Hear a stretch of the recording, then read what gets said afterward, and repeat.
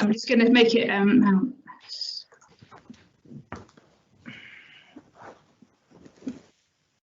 We are now live. Okay, thank you.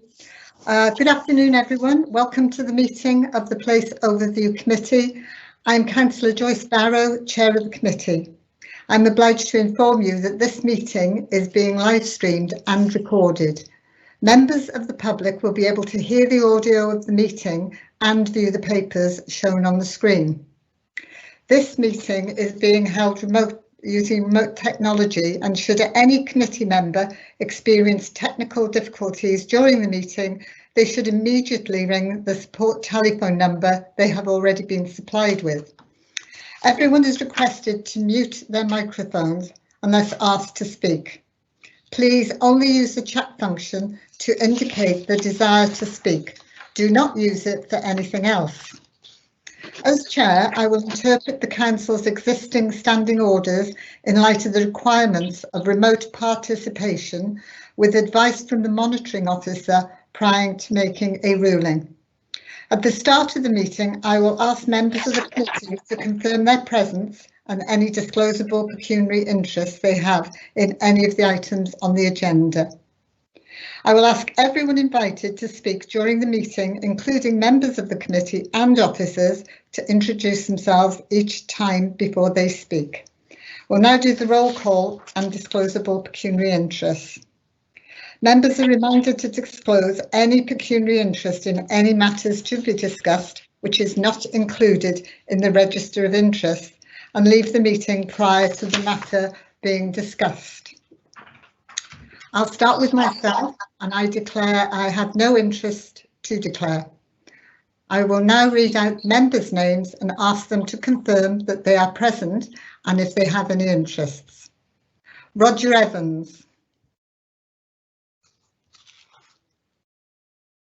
Thank you, Chairman. No present and no pecuniary interest to declare. Thank you. I will be coming back to you soon, Roger. Julian Green. Present, no interest to declare. Thank you. Rob Gittins. Present and no interests, Chair. Simon Harris. Present. Slight issue. I'm the Deputy Portfolio of Highways, which seems to be featuring quite a lot, although my specialist subject is within the rail industry. So I don't know how I stand legally for today. Can we have some legal advice on that, please? Have we got someone legal there, please? We've got Graham or Tim. Hello, We Chair. don't have.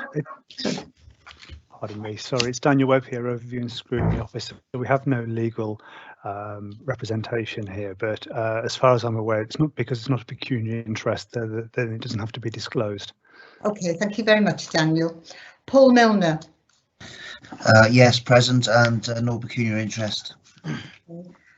Dan Morris has sent apologies. So we have Gerald Dakin as a substitute. Are you there, Gerald? Are you there, Gerald? We'll move on. Pam Mosley. Present, Chair, and no pecuniary interests. Thank you. Thank you. William Parr has sent apologies, and we had Simon Jones as substitute. Are you there, Simon? Simon Jones? OK. Paul Wynn. Present and no pecuniary interests. OK, thank you. I wonder, Sarah, could you just check Gerald and Simon whether they've actually joined the meeting? Oh, I can see Gerald's there now. Gerald, can you hear me? Gerald, can you hear me? Can you unmute? I'll move on. Sorry, go back to Paul Wynn. You're on mute, Paul. You've already done me, but I am present and I have nothing to declare. OK, thank you. Can I please check that the following portfolio holder, officers and guests have been able to join the meeting? Portfolio holder, Councillor Steve Davenport, portfolio holder for Highways. Yes, I'm here. Sure. Thank you. Officers, Mark Barrow, Executive Director of Place. Present, Chairman. Steve Smith, Assistant Director, Infrastructure. Present, Chairman. Andy Wild, Head of Highways. Present, Chairman. Steve Brown, Head of Transport and the Environment. Present, Chairman. Francis Darling, Head of Trading Standards and Licensing. Yes, present. Thank you. Daniel Webb, Scrutiny Officer. Good afternoon, Chair. Sarah Townsend, Committee Officer and Minute Taker. Present, Chairman. And we have two other invitees, which is Frank Beach, who's Commission Manager for WSP. Are you there, Frank? Present, Chairman. Yep. And Pete Woodhead, who is General Manager for Kia Shropshire Highways. Are you there? Present, Chair. And other councillors in attendance, Councillor David Turner and Councillor Michael Wood. I'll now turn to I'm present, Chair. Thank you. I shall now turn to the items on the agenda. Item 1, apologies, and we have received apologies from Councillor Andy Boddington, and he's been substituted by Roger Evans. Councillor Dan Morris, who's been substituted by Gerald Dakin, and Councillor William Parr, who's been substituted by Simon Jones. Can Gerald and Simon please let us know if they are there? Apparently not. OK, we'll move on. Can the committee officer confirm if there are any other apologies or substitutions? I haven't received any, Chair. Thank you. Item 2, disclosable pecuniary interests. We've already dealt with this in the initial roll call of the meeting. Chairman, I'm here. Can you not hear me? I can hear you now, Gerald, yes. Am I on vision as well? Yes, you are. Gerald, can you tell me, do you have any pecuniary interests? None whatsoever. OK, thank you very much. We now move on to item 3, minutes from the last meeting. And I'd like to move that the minutes of the Place Overview Committee meeting held on the 2nd of March 2021, as circulated with the agenda papers, be signed as a correct record. Can I have a seconder, please? I'll second Paul Wynn. And I will now accept these minutes as a true record unless anyone else indicates differently. OK, I'll take that as a true minute. Thank you very much. Do we want to vote on that? Or should we just accept them? I think we'll just accept them because nobody's raised any concerns. Item 4, public question time. We have 4 public questions. I will read them out and ask officers to respond to each of them. And the questions and responses provided will be added to the webpage for this meeting. Question 1 from Charles Green, acting for CPRE Shropshire. The importance of proper scrutiny of the local plan was confirmed by the fact that the work programme presented at the latest meeting of the Place Overview Committee on the 2nd of March continued to list the local plan as a topic for consideration this municipal year, with the intended outcomes to 1. Understand the local plan seeking to respond to the climate change emergency, and 2. Comment on the draft plan before its presentation to Council. However, at the meeting on 2nd of March, it was decided not to include consideration of the local plan for the final meeting in April. The scrutiny function has been characterised as being that of the Council's critical friend. The scrutiny function might therefore be expected to give some measure of independent scrutiny to the work of hard-pressed officers on the local plan before that plan gets to the stage of being submitted for public examination, particularly scrutiny in relation to climate change. In view of the above reasons why independent scrutiny of the local plan should take place, can you therefore please say whether it is still intended that a Place Overview Committee will be commenting on the draft local plan before its presentation to Council, and list on what occasions the local plan has come before Place Overview Committees for scrutiny since the start of the local plan review process in January 2017. The outcomes of such scrutiny by Place Overview Committees, including any outcomes relating to climate change. On what occasions the local plan has come before the local plan member group for scrutiny since the start of the local plan review process in January 2017, and the outcomes of such scrutiny by the local plan member group, including any outcomes relating to climate change. I'd like to invite Mark Barrow, Director of Place, to respond, please. Thank you, Chairman. The response is the local plan member group has met on several occasions since the commencement of the local plan review. On the 15th of November 2018, public question time regarding the local plan's hierarchy of settlements, members agreed to consider the hierarchy as part of any agreed scrutiny of the draft local plan. 18th of July 2019, public questions regarding scrutiny of the draft local plan, no recommendations were made. And on the 5th of September 2019, public questions regarding to scrutiny of the draft local plan, no recommendations were made. Public question time regarding the local plan's hierarchy of settlements, no recommendations were made. And there was an agenda item on the local plan and no recommendations were made, although a committee member was invited to participate in the member reference group.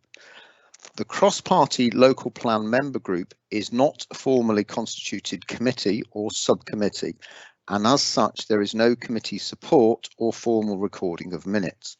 Its purpose is not to provide decision-making or formal scrutiny, but instead provides a suitable space to deliver an informal platform for officer-member interface on key issues and at appropriate times in the process. As such, there is no formal outcome of this group relating to its scrutiny of the local plan's response to climate change. Thank you, Chair. Thank you very much. We'll now move on to question 2 from Petter Sams. As a county, we seem to be well behind what many other authorities are achieving in terms of provision for biodiversity. So what targets does this council have in place to genuinely improve biodiversity across Shropshire? Also, what policies does it have in place to ensure net biodiversity gain on new developments and ensuring developers are working to the latest best practice and guidance, e.g. living with beauty? I'd like to invite Mark Barrow, Director of Place, to respond again, please. Thank you, Chair. The response is, in 2012, Shropshire Council founded the Shropshire, Telford and Wrekin Local Nature Partnership, now the Marches Nature Partnership, as part of a nationwide network of local nature partnerships, and commissioned an assessment of the area's natural capital, one of the first local authorities to do so. It has also facilitated many other projects, including the Freshwater First project, led by Shropshire Wildlife Trust, another key partner in the Marches Nature Partnership. Shropshire Council is in the early stages of working with partners to begin to deliver the objectives of the emerging Nature Recovery Network for England, a key part of the Environment Bill, which aims to expand, improve and connect wildlife-rich places across our towns, cities and countryside, with specific targets for delivery, which will filter down to county areas. Under the Environment Bill, Shropshire Council will be responsible for compiling and reporting on the delivery of a local nature recovery strategy for Shropshire, which will identify priorities for nature's recovery and target action and investment to deliver the Nature Recovery Network in Shropshire. A wide range of stakeholders will need to be involved through a local Nature Recovery Network delivery partnership. In 2019, Shropshire Council adopted a tree planting target of 345,000 new trees by 2050, which was later revised to 2030, one for each resident of the county. In 2020 to 2021 tree planting season, we allocated 28,500 trees for planting. Shropshire Council is one of 5 local authorities engaged in a 2.5 million DEFRA and Tree Council-led pilot project seeking the best approaches to encouraging planting trees outside of woodland.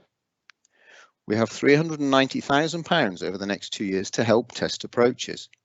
A large proportion of these funds will be spent directly on trees and their protective infrastructure. We have a focus on agroforestry, community tree nurseries and subsidised tree schemes for the public. Shropshire Council was a founder member of the Shropshire Climate Action Partnership, providing a financial boost to its establishment. We are still an active member and contribute to several subgroups, including the Land and Biodiversity Group. We are currently drafting a paper on biodiversity on behalf of the group and would welcome feedback when this is available. The current biodiversity targets set by the group are aspirational, and we are working with the partners on alternative or additional targets that can be effectively measured. And the answer to the second part of the question, Chair, is the ecology team at Shropshire Council respond to planning consultations, ensuring that protection and enhancement of the environment are secured as part of planning proposals. In line with national planning policy and local plan policies made up of the adopted core strategy and SAMDEV, enhancement for biodiversity is recommended on all relevant developments. Shropshire Council was an early adopter of environmental network maps to help guide policy. Over the period of the current local plan, we have used the Shropshire Environmental Network Mapping to help assess planning applications. The Council is currently in the early stages of exploring with partners the mechanisms that will be required to enable a 10% net gain for biodiversity to be delivered across Shropshire, as required by the Environment Bill, when it receives royal assent, which is likely in autumn 2021. The government has indicated that a 3-year lead-in time will allow systems to be set up to enable the implementation of biodiversity net gain. The new local plan for Shropshire is currently in the late stages of development and is due to be subject to public examination this summer. Several policies regarding the natural environment, and particularly the enhancement of biodiversity, are included in the plan. Of particular note are the following. 3 bullet points. First, Strategic Policy 6, Health and Wellbeing, ensuring new developments deliver effective facilities, layout, design, etc. to promote health and wellbeing. Second point, Development Policy 12, Natural Environment, includes requirement for development to deliver a minimum 10% net gain for biodiversity. Bullet point 3, Development Policy 13, Green Infrastructure. Development should avoid the loss of or harm to existing green infrastructure assets, including the Shropshire Environmental and Ecological Network, details of which are available, and there's a website which we'll forward, Chair, with the response, rather than read it out, and enhance and extend the green infrastructure network. On adoption, these policies will replace existing core strategy and SAMDEV policies and make up the policy context against which development proposals will be decided, leading to measurable net gains in biodiversity through development and improved health and wellbeing. Thank you, Chair. Thank you very much. We now move on to question 3 from Laura Hoskison. I hear a lot of complaints about traffic in my local area, which is the Battlefield ward. While I understand that it is one of the main roads into the town centre, I was wondering if 2 ideas could be considered. One is a 20-mile-per-hour speed limit along Featherbed Lane, which would mean safer crossing for the children at Halscott Junior, and 2, an except for access lorry ban along Featherbed Lane and Halscott Lane.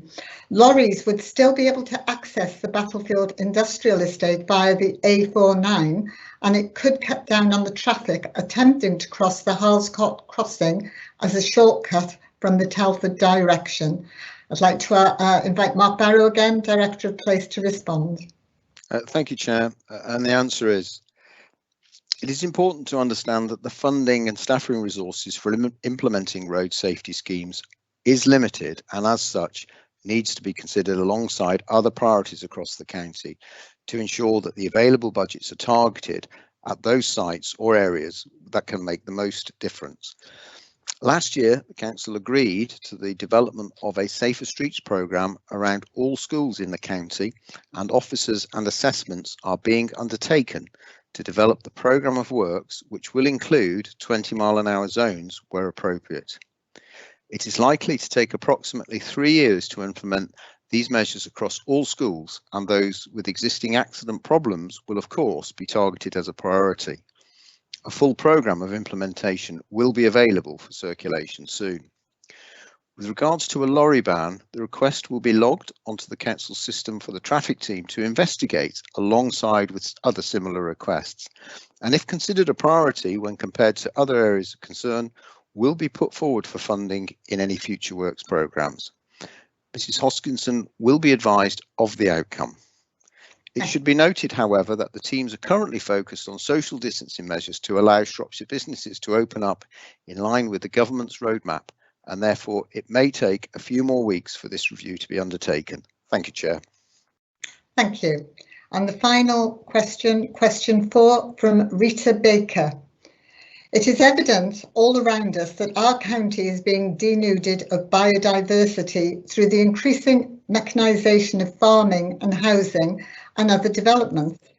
What plans does the council have in place to ensure that biodiversity across Shropshire will increase over the next decade, and what biodiversity targets is it hoping to achieve? Would you like to respond to that one as well, Mark? Yes, thank you, Chair. Chair, I think the first half of the answer to this question I've dealt with previously, and in the written circulation that can be played out in full. So if I can focus on the more detailed aspect, the new local plan for Shropshire is currently in the late stages of development and is due to be subject to public examination this summer. Several policies regarding the natural environment, and particularly the enhancement of biodiversity, are included in the plan. And just to replay, the Strategic Policy 6, Health and Wellbeing, which will ensure all new developments will deliver effective facilities, layout and design, etc. to promote health and wellbeing. Development Policy 12, around natural environment, will include requirements for development to deliver a minimum 10% net gain for biodiversity, and Development Policy 13 for green infrastructure to avoid the loss of or harm to existing green infrastructure assets, including the Shropshire Environmental and Ecological Network details. And again, the website, Chair, will refer Rita to any more details she requires. Thank you. Thank you. We now move on to item 5, which is member question time. We have 2 member questions. The questions and responses provided will be added to the web page for this meeting. The first question is from Councillor Roger Evans. Before you actually read it, Roger, I just want to confirm that I will let you speak at the beginning of the agenda items. So if you'd like to read your member question, please go ahead. Thank you. Thank you, Chairman, for the clarification. I'll read my question out. At a recent meeting of this committee, and I note the minutes of this committee had not yet been published, and I haven't seen them yet, but okay. I note they were published with the agenda, although they weren't on the public website when I looked. However, to continue with the question, I understand that an announcement was made that the Cabinet plans to spend an extra £40 million on road maintenance during the next 4 years. This is, of course, just days after members of the Cabinet proposed the Council agree a budget for 2021-22 with no mention of this increase in it. Many members have complained about the state of our highways and the continued deterioration in them. This, together with the failure to repair the increasing number of potholes, have caused many members of the public to quite rightly criticise the policy the Cabinet have agreed and supported concerning highways maintenance. I welcome, as do many others, the proposal. However, after the last meeting, I made inquiries with the Finance Department asking for confirmation of where this £40 million was coming from. Was it in fact new money, or money that had already been allocated and was now being listed under a different name? For example, was it in fact just the recent cuts being restored? I was informed that they had no knowledge of this and had made no provision for any extra spend in any future forecasts. I would therefore wish to ask the following, please. A, can it be confirmed, because of decisions made, how much in each of the preceding 5 years was spent on highway maintenance, and how much was removed from this budget during the same period? B. Can I and members of the scrutiny panel be informed as to where this extra money is shown in the recently adopted financial strategy adopted at the last council meeting? C. Who is it proposed will be carrying out this extra work?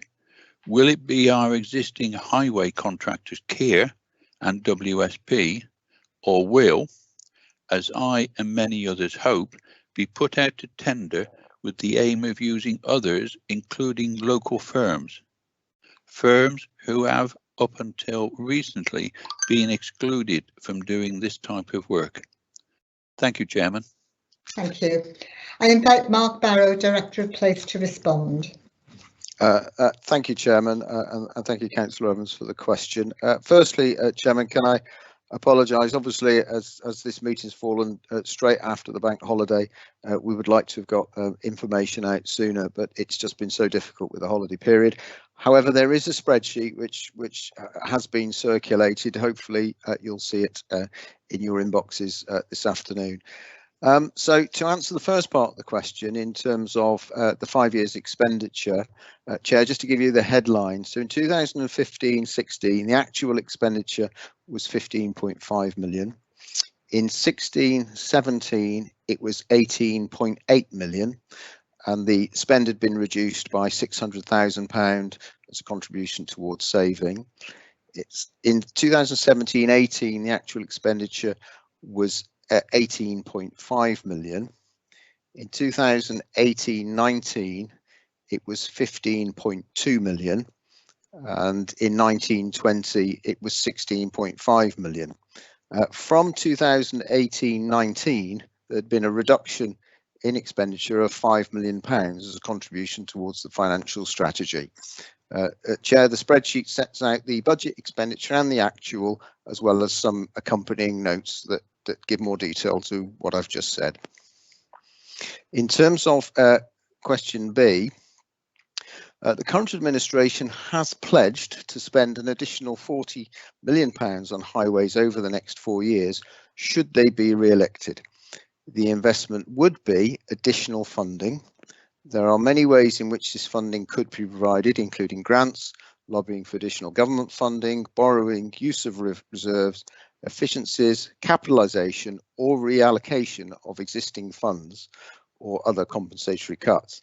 Any investment proposals would be developed along with the Executive Director of Resources and a fully costed proposal brought back to full council for approval at an appropriate point in the future. Question C.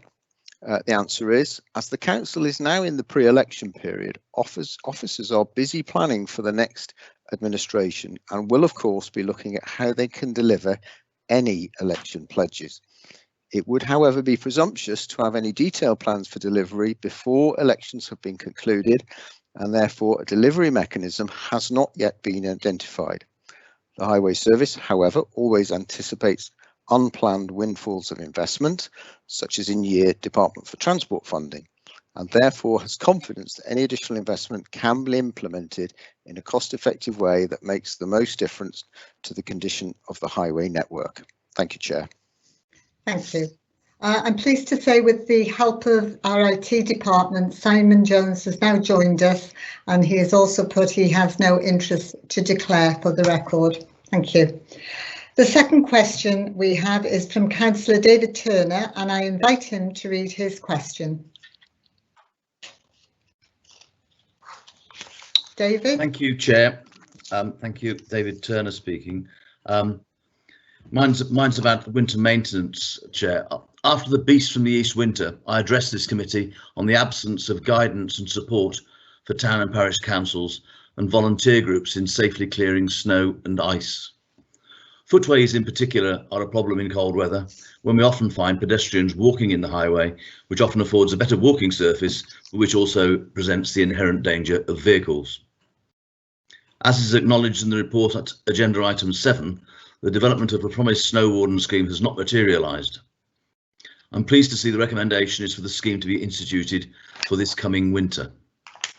The snow we experienced over the Christmas and New Year period just gone highlighted that carers, especially those who have to visit a resident 2 or 3 times a day, encounter difficulty in hilly areas reaching their clients in a timely manner. In fairness, my intervention this last winter did resolve one particularly tricky challenge in Much Wenlock in the bad weather, for which I thank the highways team. I'm pleased that the runoff from fields carrying with it straw, mud, etc. has been identified in this report, and that gully cleansing is being suggested as a priority. I'm also pleased that the woeful lack of resource upon which the flood and water manager can draw has been highlighted. I have 3 questions. Question 1, has the committee received any commitment from the highways team that a snow warden scheme can be developed and the appropriate materials made available in time for the coming winter 21-22? Question 2, has the committee given consideration to a register of properties that are difficult for carers to access in snow and ice, whereby targeted treatment will afford access? And I'm anticipating that there might be a bit of publicity inviting carers to register on that. And question 3, has the committee considered a date by which the development or reinstatement of the gully cleansing programme should be in place? Thank you, Chair. Thank you. If I can invite Mark Barrow, Director of Place, to respond. Thank you, Chairman. So in relation to question 1 and the snow warden scheme, the answer is at the previous meeting of this committee, the head of highways presented a report on winter maintenance, which advised that a review of winter maintenance was being undertaken and specifically referenced that snow wardens were being considered as part of that review. A councillor panel has subsequently met to inform the development of this review. Whilst this is a significant piece of work, it is anticipated that improvements arising from the review will be in place by the start of winter 2021. Question 2 was in relation to register of properties. The answer is the Highway Service only has finite resources to draw upon during severe weather events. We have statutory responsibilities as the Highway Authority to treat our priority routes within a designated time. We anticipate the winter review will identify how local priorities can be managed more effectively as we try to support the community during demanding conditions. And the answer to question 3, which was about the gully cleansing programme, the answer is a gully cleaning programme has always been in place, albeit the frequency of maintenance reduced for a few years to match budget requirements. The importance of gully cleansing is, however, recognised in maintaining roads in a better condition and preventing flooding. And as such, the frequency of maintenance was increased again last year. The council maintains 92,000 gullies and catch pits on our highway network, and Kia have 4 gully emptying units undertaking the routine operations. Last financial year, the service cleansed every one of these assets. In addition to this last year, the service set up 2 in-house teams which were attending flooding issues and more complex drainage jobs to address some of the historic problems that have arisen on the network. Thank you, Chair. Thank you. Councillor Roger Evans has indicated he would like to ask a supplementary question. Go ahead, please, Roger. Thank you, Chairman. I wasn't quick enough before you started, Councillor Turner, asking this question. My supplementary is that from the figures that were given, Shropshire Council is spending the same amount on highways this current year, I think, and last year, as it did in the 2015-16. Is that correct? And if it is correct, and even if it isn't, why is it now being shown that Shropshire Council can spend an extra £10 million on highway maintenance when during the previous years it's cut £5 million per year from it? Why was this not carried out in previous years? Would you like to respond, Mark? Certainly, Chair. Yeah, so in terms of budget expenditure and actual expenditure, Councillor Evans is right in terms of budget expenditure for 15-16 at 16.2 million, and for 19-20 it was 16.7 million. But of course there's been various kind of schemes and government grants, so the actual expenditure for 19-20 was 16.569 million. So relatively static in the scale of things.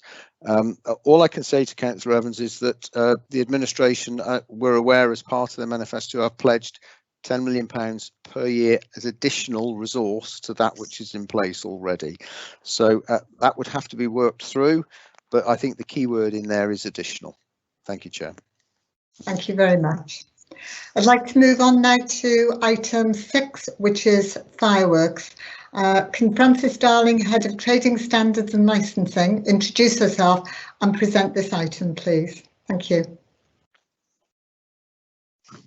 Thank you, Chair. Yes, so I'm Frances Darling, Head of Trading Standards and Licensing.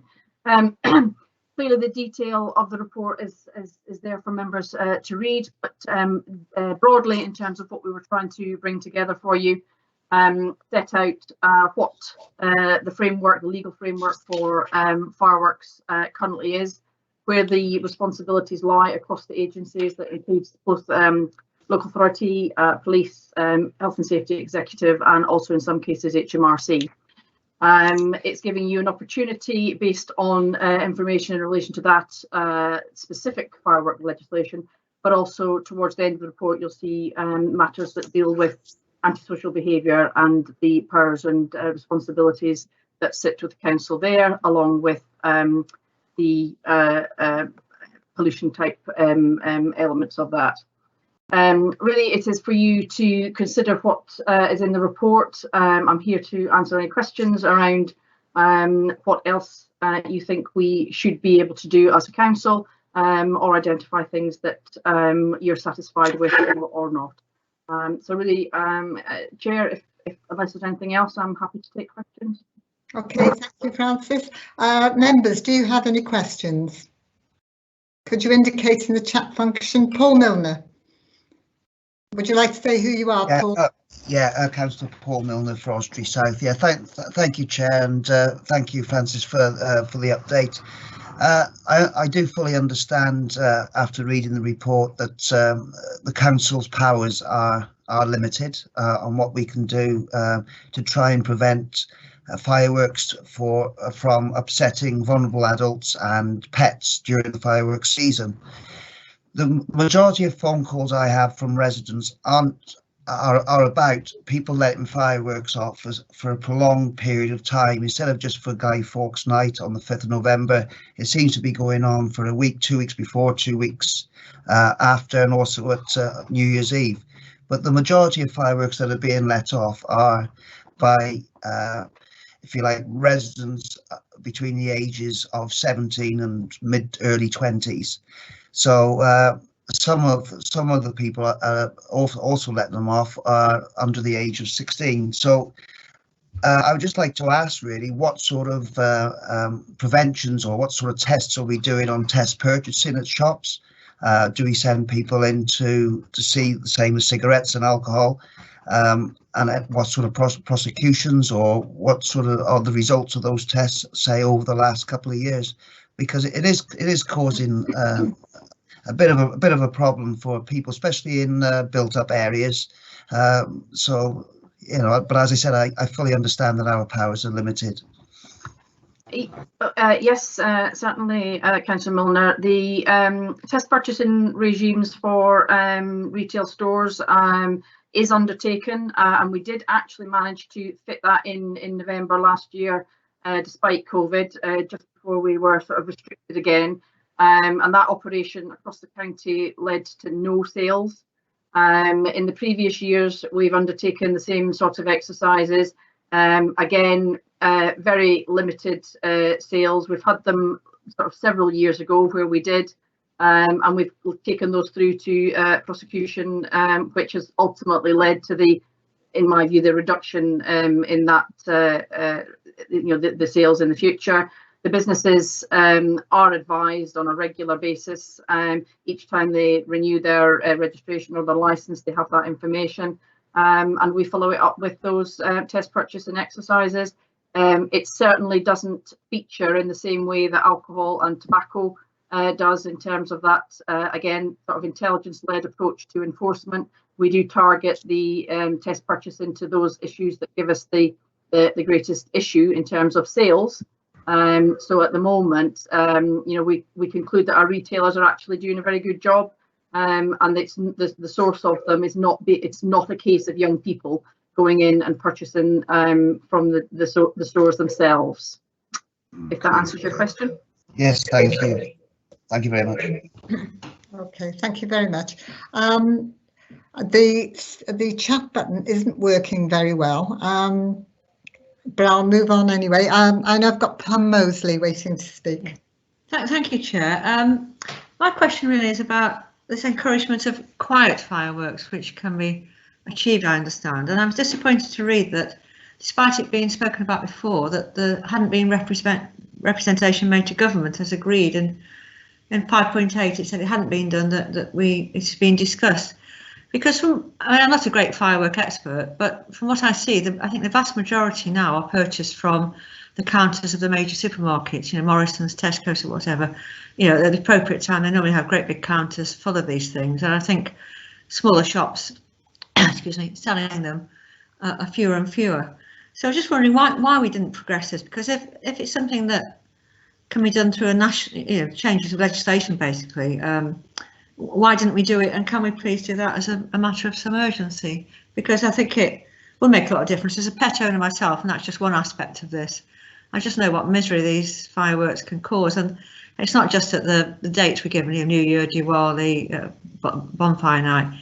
We do tend to get them at birthdays and all sorts of things around us, and they can be a real nuisance and upset a lot of people. So if we could go down the route of trying to get something done about quieter versions, I'd be all for that. So can we progress that, please, as urgent?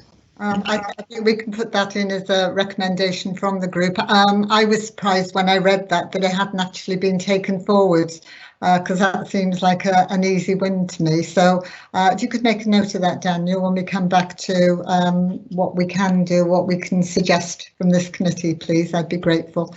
Next we have Paul Wynn. Oh, thank you, Chair. Yeah, a question out of the blue, really. We did speak about on council some time ago. I can't remember the outcome, about floating lanterns. Being in farming all my life with barns full of hay and straw, etc., where do our laws lie on it now? I know we talked about it a few years ago. I can't remember the outcome, so I'm just wondering, can we make it unlawful? Can't we? Is it or not? Thank you. Would you like to respond, Francis? In terms of the actual position, Councillor Wynn, I would have to take that away. I'm not aware that anything has changed. The same sort of concerns and issues that you're referring to still exist. I don't think it's been considered as part of the. I don't know if you noticed in the report reference to the OPSS nationally at ministerial level are looking at this fireworks generally. So I would have to take that away if I'm honest, Councillor Wynn. Okay, no problem. Oh, thank you. Can you tell me, Francis, I'd like to ask a question, and then I'll come to Roger. I know that because of COVID, there weren't any huge displays of fireworks, and I'm aware of a vehicle that was damaged locally by a firework that landed on the bonnet, and also of another firework that landed next to an oil tank. What is there to protect the public from things like that, or is it just one of those things? I mean, it's one of those things. It's the responsibilities of people who are actually using them. Once they're purchased, they're in the hands of the people that have bought them, and it is an individual responsibility. And in an area, particularly at the time when you expect them to be going off, so those particular times of the year, then individuals can take their own steps to sort of protect their property and protect their things that are on their land. But as Councillor Mosley indicated, it isn't always just at those times, so it can take place when you're not expecting it to. But there's nothing in law that deals with that, other than the fact that you've got damage to property, which is potentially a police matter.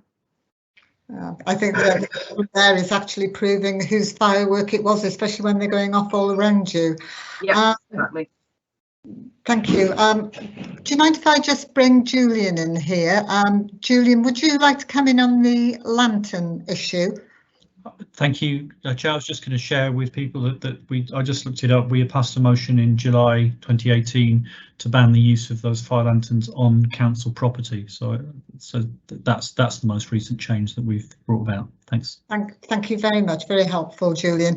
Roger, would you like to ask your question? Thank you, Chairman. It is in the same frame as Councillor Mosley did, and that is my understanding is that nothing has been done. It's been subject to 2 discussions at full council, 2 motions at full council to do this, but it seems that it has not been carried forward. We can put it on the motions for today to take it forward, but I'd like to ask, why hasn't it been taken forward? There's a cabinet member and officers. I don't think the cabinet member is here today. But why has it not been taken forward when it's been subject to 2 full motions at full council, total cross-party support for it, but we don't seem to have done anything? That's my understanding. Thank you. Thank you. Councillor Evans, in terms of the actual requirement that was there, yes, you know, we haven't got to the point of getting it formally done. The part of the reason is simply my time with the Councillor Butler to actually get it done, so I'll hold my hands up in that respect. The last year is obviously been very, very challenging for training standards and licensing. However, I take your point. I accept it's not been done.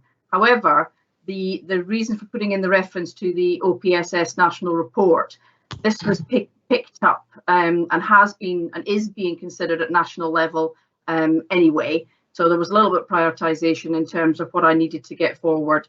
But I entirely accept that getting that communication formally through to the appropriate minister at government level is an outstanding action. Thank you. Simon Jones wants to come in. If you'd like to come in, Simon. Yeah.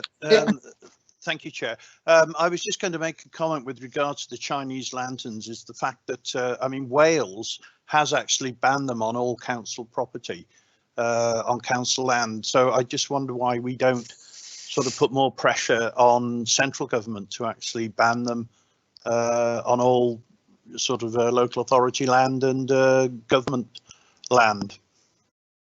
Thank you. If I can just say, in 2.1 of the recommendations, it says here, officers recommend that the committee notes the report and provides any recommendations it believes will support officers in their regulation of the sale and discharge of fireworks.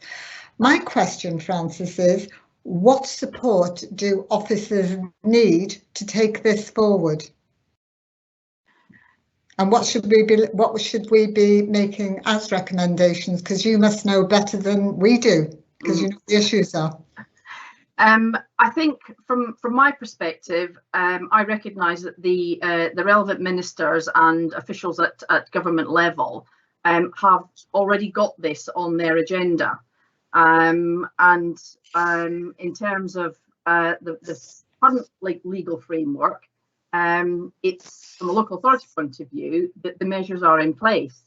The problems that occur are about the use of them, which goes outside the local authority. So it then falls to what support would we want to be giving to the police to do that, and potential, changes in responsibilities and roles. But those things have been considered at a national level.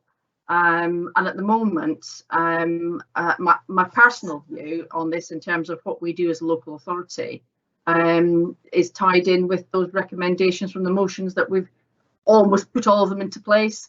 And I don't actually think there's a huge amount more that we as officers would need in terms of the local authority responsibilities. I think the frustration for members is the fact that we agreed a lot of things previously and it seems to be static and not moving forward. If I can bring in Gerald Dakin, please. Gerald? I think you're on mute, Gerald. You're still on mute, Gerald. Oh, he's gone white. I'll move to Rob Gittins. Yeah, thank you, Chair. Councillor Rob Gittins, Cheswardine. Just a quick question, really. Is there anything more we can do through messaging via our comms team? Anything more that we could do from that point of view to try and get these messages out? Probably a bit more specifically, messaging sort of to town and parish councils, social media, that kind of thing. Thank you. Those sorts of activities definitely have, and you know, in the previous immediately preceding year were undertaken around fireworks night. We haven't done quite so much in terms of the other festivals and New Year, but those are done as a matter of course, really. Whether you want, whether there can be more done, you know, I would have to take that back with colleagues in comms, but that was part of the, and again, COVID sort of affected it last year, but we still pursued those messages on the basis that we were concerned that there would be a greater number of home events rather than the full-scale organised events. So we continued with those messages, and we will continue to do so each time those festivals come around. Okay, thank you. I don't think we've got Gerald back yet. I think he's having IT problems, so I'll go to Paul Milner. I've got problems. I'm okay now, Joyce. Oh, can I go back to Gerald then? Of course, yes. I'll give way for Gerald, yeah. Thank you, Gerald. In my early years, fireworks were very special. We had bonfire night, and we looked forward to it for years. Now it's been no longer just bonfire night. It's any kind of anniversary, Christmas, Easter, birthdays, and goodness knows what. I wonder whether fireworks now are so cheap that we can do this. Whether we can put a premium on them if they're taken or bought outside the period for letting them off. You know, November the 5th. Whether it's possible that we can put an extra additional charge on them. Would you like to come back on that, Francis? Yeah, so sort of initially, I think the actual pro rata cost of fireworks is increasing. I think you get less for your money than you used to. However, in terms of actually controlling prices, that is not something that we can do as a local authority, or indeed nationally. The pricing legislation that we have is about being fair, and as long as it's not misleading and then people know and they can choose whether they pay those prices, then you know, we're just not in a position to be able to do that, and it's not something that the government would support. Okay, thank you very much. Paul Milner. Yeah, thanks, Chair. Yeah, I think it's really, you know, 95% of people that buy fireworks use them responsible, and it always goes down to the 5% that tends to ruin it for other people. But maybe just before fireworks, or a couple of weeks before fireworks night on November the 5th, we could put an advert in a paper or get it across there, as it's just been suggested in social media, to let people know how to report people, so people that do use them inconsiderately know how to report, so think they're being watched, if that makes sense. Just something that just gets the message across there to local people that there is something they can do, because a lot of people feel that their hands are tied when it comes to things like this and they don't know which way to turn. So maybe an advert in the paper or whatever, just to, you know, reassure people that there is something being done. Francis, I know we do actually do a lot of stuff like that, don't we? Would you like to respond? Yes, I mean, it's just another, I know we do the press releases at the time and we use social media, but it's just, I'll take back and make sure that there's a bit on as part of that that actually states who we should be reporting things to. It is generally pushed through the sort of 101 line on the police side, and obviously we've got our antisocial behaviour contact details for the council as well. I'm just reiterating those messages, so I've made a note of that, Councillor Milner. Thank you. Simon Jones. Thank you, Chair. Yeah, Councillor Simon Jones from Shawbury Division. I was going to comment on the fact that the sort of well, not recently because of the COVID lockdown, but prior to that, I was getting complaints about private functions, but they were wedding functions and things like that, and establishments that hold weddings and things. They frequently now use fireworks, and they do go on for a long time. And I'm just wondering what sort of control we have, because I envisage that as soon as we get further down the relaxation of lockdown, weddings are going to start increasing again, and there's going to be a mass of these weddings, and then weddings with fireworks at sort of wedding venues. I just wonder what control, if any, that we have on those. Okay. Sorry. Thank you, Councillor Jones. In terms of that's sort of really moving towards the bottom part of the report and the other relevant legislation, and the parts around the Environmental Protection Act and statutory noise nuisance. Now, I'm not the expert on this, so if there's any very detailed questions, then I will take them back for Karen Collier to respond.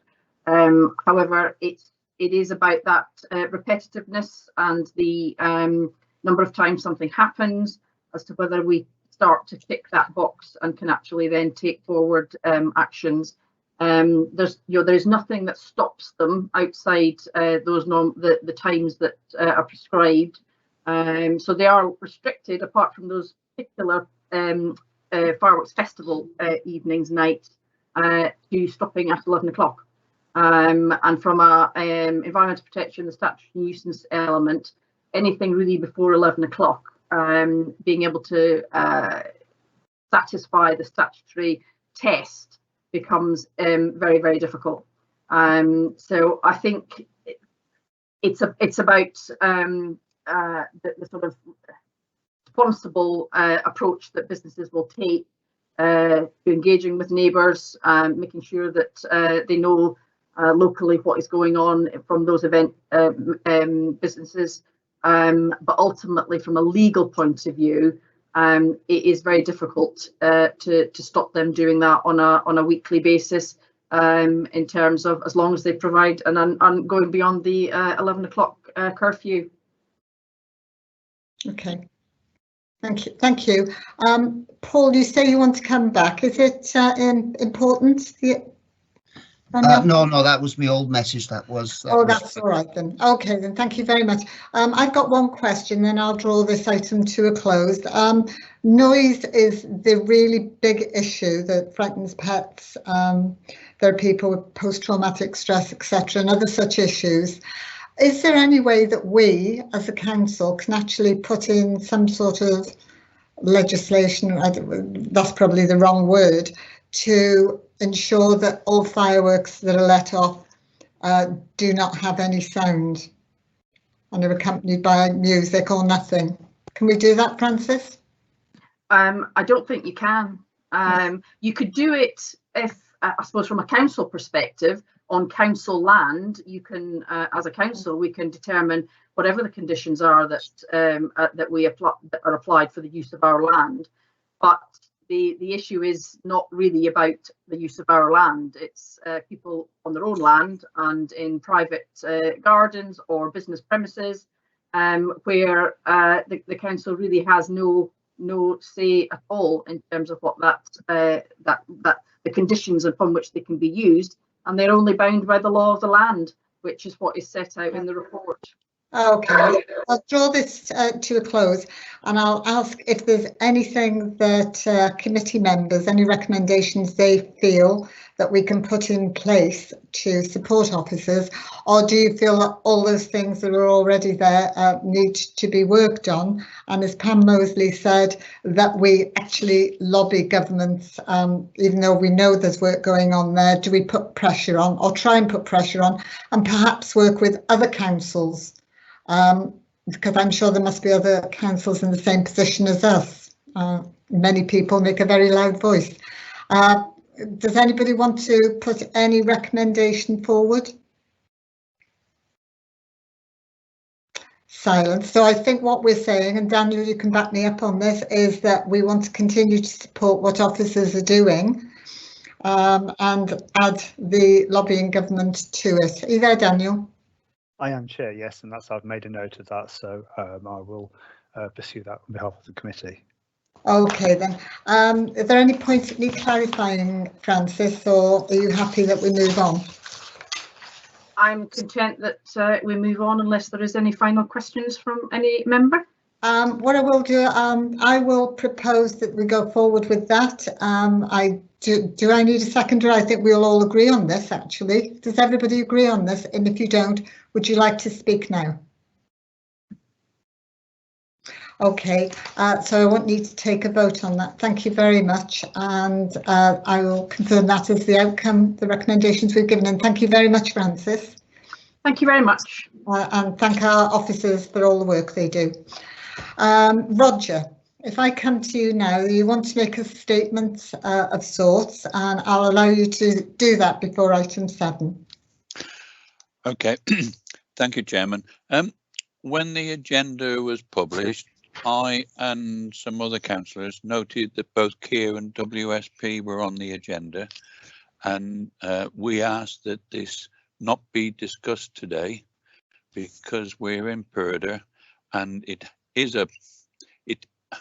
has been the subject of some political debate, and it will continue to be the subject of some political debate. And we are getting very close to the election. It's an important subject, and we should be able to look at it and really go to town on this, because it is of concern to the residents of Shropshire. Keir, the performance, and to slightly lesser degree WSP have, as I said, been featured in a number of political comments. Claims are being made by various existing and potential councillors. We are in Purder. The report is important and of great interest to many residents and organisations in Shropshire. We need to spend time looking at this and not involve in political claims and arguments in it. We will, if discussed today, I feel, go down that sort of avenue. I propose our thanks for the report, but due to Purder and its rules, we defer further discussion at a council committee until after the May elections. I have talked to the legal, and the answer really is that as the agenda has been published, it is now the property of the committee, rather than them stepping in. So what I'm asking is that the committee defer it, and I note that both Keir and WSP are in attendance. I was hoping to actually not involve them in actually turning up today, but we are where we are, and I'm asking the committee to agree to defer both these items and look at them immediately after the May elections at the most appropriate scrutiny committee that is decided then. Thank you, Chairman.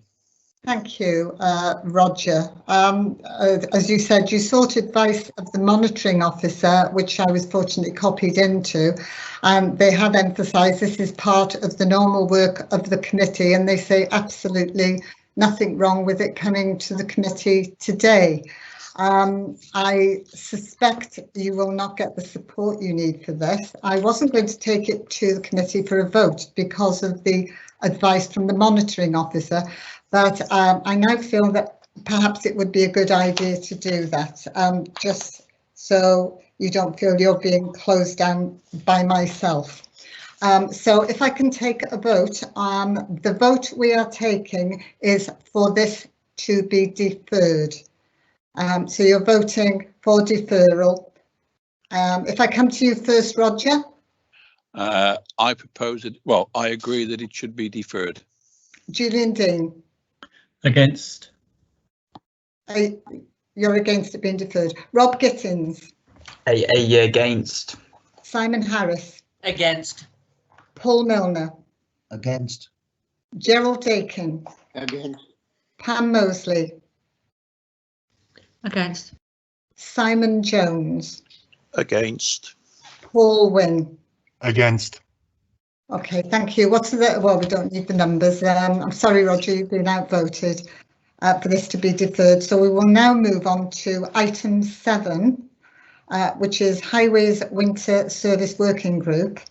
And if you, Daniel, Daniel Webb is the Overview and Scrutiny Officer, introduce yourself and present this item, please. Thank you. Thank you, Chair. This is Daniel Webb here, Overview and Scrutiny Officer here at Shropshire Council.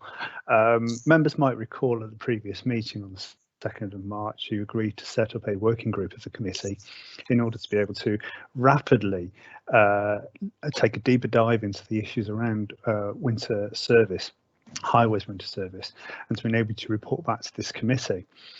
We felt the time was of the essence of this, given the fact that we're already in April. So with the election period, there was a real danger that we wouldn't look at this again until nearly the autumn. So 3 of the members of the committee met in March, and to augment that, I sent around a questionnaire and an invitation to all of the district councillors, as well as town and parish councils, inviting them to submit a written contribution to the working group. And indeed, an additional 3 district councillors and about 20 to 25 town and parish councils also very kindly responded with some statements. And it was quite clear from that very quickly that a number of things were cropping up, which we used as the basis of our discussion and expanded on that during a one-off meeting. And we also looked as well at some other comparisons, or some comparisons of some of the key metrics with other highways authorities in the local area and other similar rural areas with large road networks. And in the report, you'll find a number of recommendations under several themes, including the size of the defined network that we treat during the winter period, around grit and grip bins, around gullies and groundwater flooding, around community wardens, for which we had a question from a member from Councillor Turner earlier, around customer service, and around communications. So in the report are a series of recommendations for the committee to agree, should they wish to, and if they do, we will forward those on to the relevant officers and invite them to respond in due course with their proposals for a revised winter plan and for the recommendations contained in the report. Thank you, Chair. Thank you very much, Daniel. I have Julian Dean waiting to speak. Julian, would you like to go ahead? Actually, no, that was if there was going to be discussion about Councillor Evans's proposal, but we didn't need a discussion. No. Okay then. Does anybody have any questions for Daniel? I say for Daniel, actually, do you have any questions at all, or do you want to make any comments on the report? Could I speak, please, Rob Gittins. Rob? Yeah, thank you, Councillor Rob Gittins for Cheswardine. Yeah, I just wanted to comment really on basically how will the council involve town and parish councils, generally speaking, in the review, and how do we plan on sort of dealing with gritting in the sort of on the wider network. But also I'd like to also refer to item 7.4 and the last recommendation in regarding to it was to do with the gullies, etc. The last one, expanding actually the last recommendation to include having conversations with farmers around retaining water on their land during the winter months. Now, obviously, I think a lot of this is going to be around obviously forming a new agricultural policy up at government level, but is there anything more that the council can do? Just for example, maybe even using things like carbon credits, for example, to try and sort of get farmers to retain that water on the land, because what we're finding is when we get large downpours of rain, especially in the winter months, water's coming flooding off the fields on there to the roads. It's basically freezing and blowing the roads apart.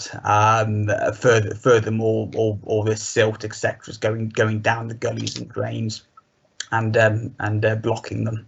So just wondering if there's any form of expansion that we could have there. And which officer would like to respond to that? Is it Andy Wild? Or... Yeah, I'm more than happy to answer that one, Chair. Thank you. So, would you like to say who you are, Andy? So apologies. Yeah, hi, Andy Wild, Head of Highways at Shropshire Council. So in response to the first question, I think from an engagement perspective, I mean, as Daniel highlighted, we've done the initial sort of investigation and summary of, and through the work we've done with SALC and other parties, tried to get a general overview of what we think the local feeling is, and where the service has sort of come up short, which will inform our review. And from the information I've had back, you know, that very much tallies with our view of what we think the future service offer needs to look like. I think one of the strategies that we want to put in place is trying to find ways to empower locally and deliver more of those services sort of closer to the ground. So, you know, the mention of clearing footpaths and sort of areas of community interest, I think that's something that the review will seek to do, and try and gear up the service to be more community led and managed more locally. In terms of managing sort of floodwater, I mean, floodwater from third-party land and farmland is a problem all the way through the year for us. I mean, it becomes particularly prevalent in the winter months, but it's an area of significant focus as well as drainage as a wider piece. But I think the answer to sort of Councillor Gitting's question is we do have powers as an authority that we can put into place. Our flood risk management team, which is headed up by John Bellis, and some of the team that John works with, is to try and work with landowners as much as possible when we identify these problems. And if we can solve them collectively, working jointly with the landowners, that would be our preference. But we do have legal powers to enforce under the Highways Act, should we need to. But I think it's something that we are working on, and water private third-party land is a problem, but an area of focus for us. Thank you. Thank you, Chair. Thank you very much. Pam Mosley. Thank you, Chair. I'll be quite brief on this. Firstly, I would like to say that I thought for a one-day piece of work, it was a very thorough and excellent piece of work, and I congratulate the members that worked on this, because I thought it was, for one day's work, excellent. Just a couple of queries. If someone could explain the risk-based approach a little, I mean, what data is going to be used, how that's going to be analysed and lead to the planning of future work. And also, I was disappointed to read in 7.5 that there have been requests from towns and parishes that were quite modest in their application that had been not dealt with. And I'd like to see some improvement on that in the future, please. Thank you. Thank you, Pam. Okay, we now have Julian Dean. Thank you. Echoing Pam's point, actually, yeah, I think it was a good meeting when we had it, and I'd like to thank Daniel for this report, which is a really good summary of it. Yeah, it did feel like actually quite a useful piece of work. The only thing that I think perhaps isn't reflected in it, and I have to admit I haven't had time to read it really thoroughly, but one of the things we noted really was that, you know, we're no longer just talking about winter maintenance, we're talking about seasonal maintenance that increased. The flood risk is not just a winter issue, that there's now risks of heat waves which are also attacking, if you like, the highways network, and we really need to place this in the context of a sort of a resilient strategy with dealing with the climate emergency, amongst other things. So I just wanted to draw that out, but otherwise I'm very pleased to welcome this report and its recommendations.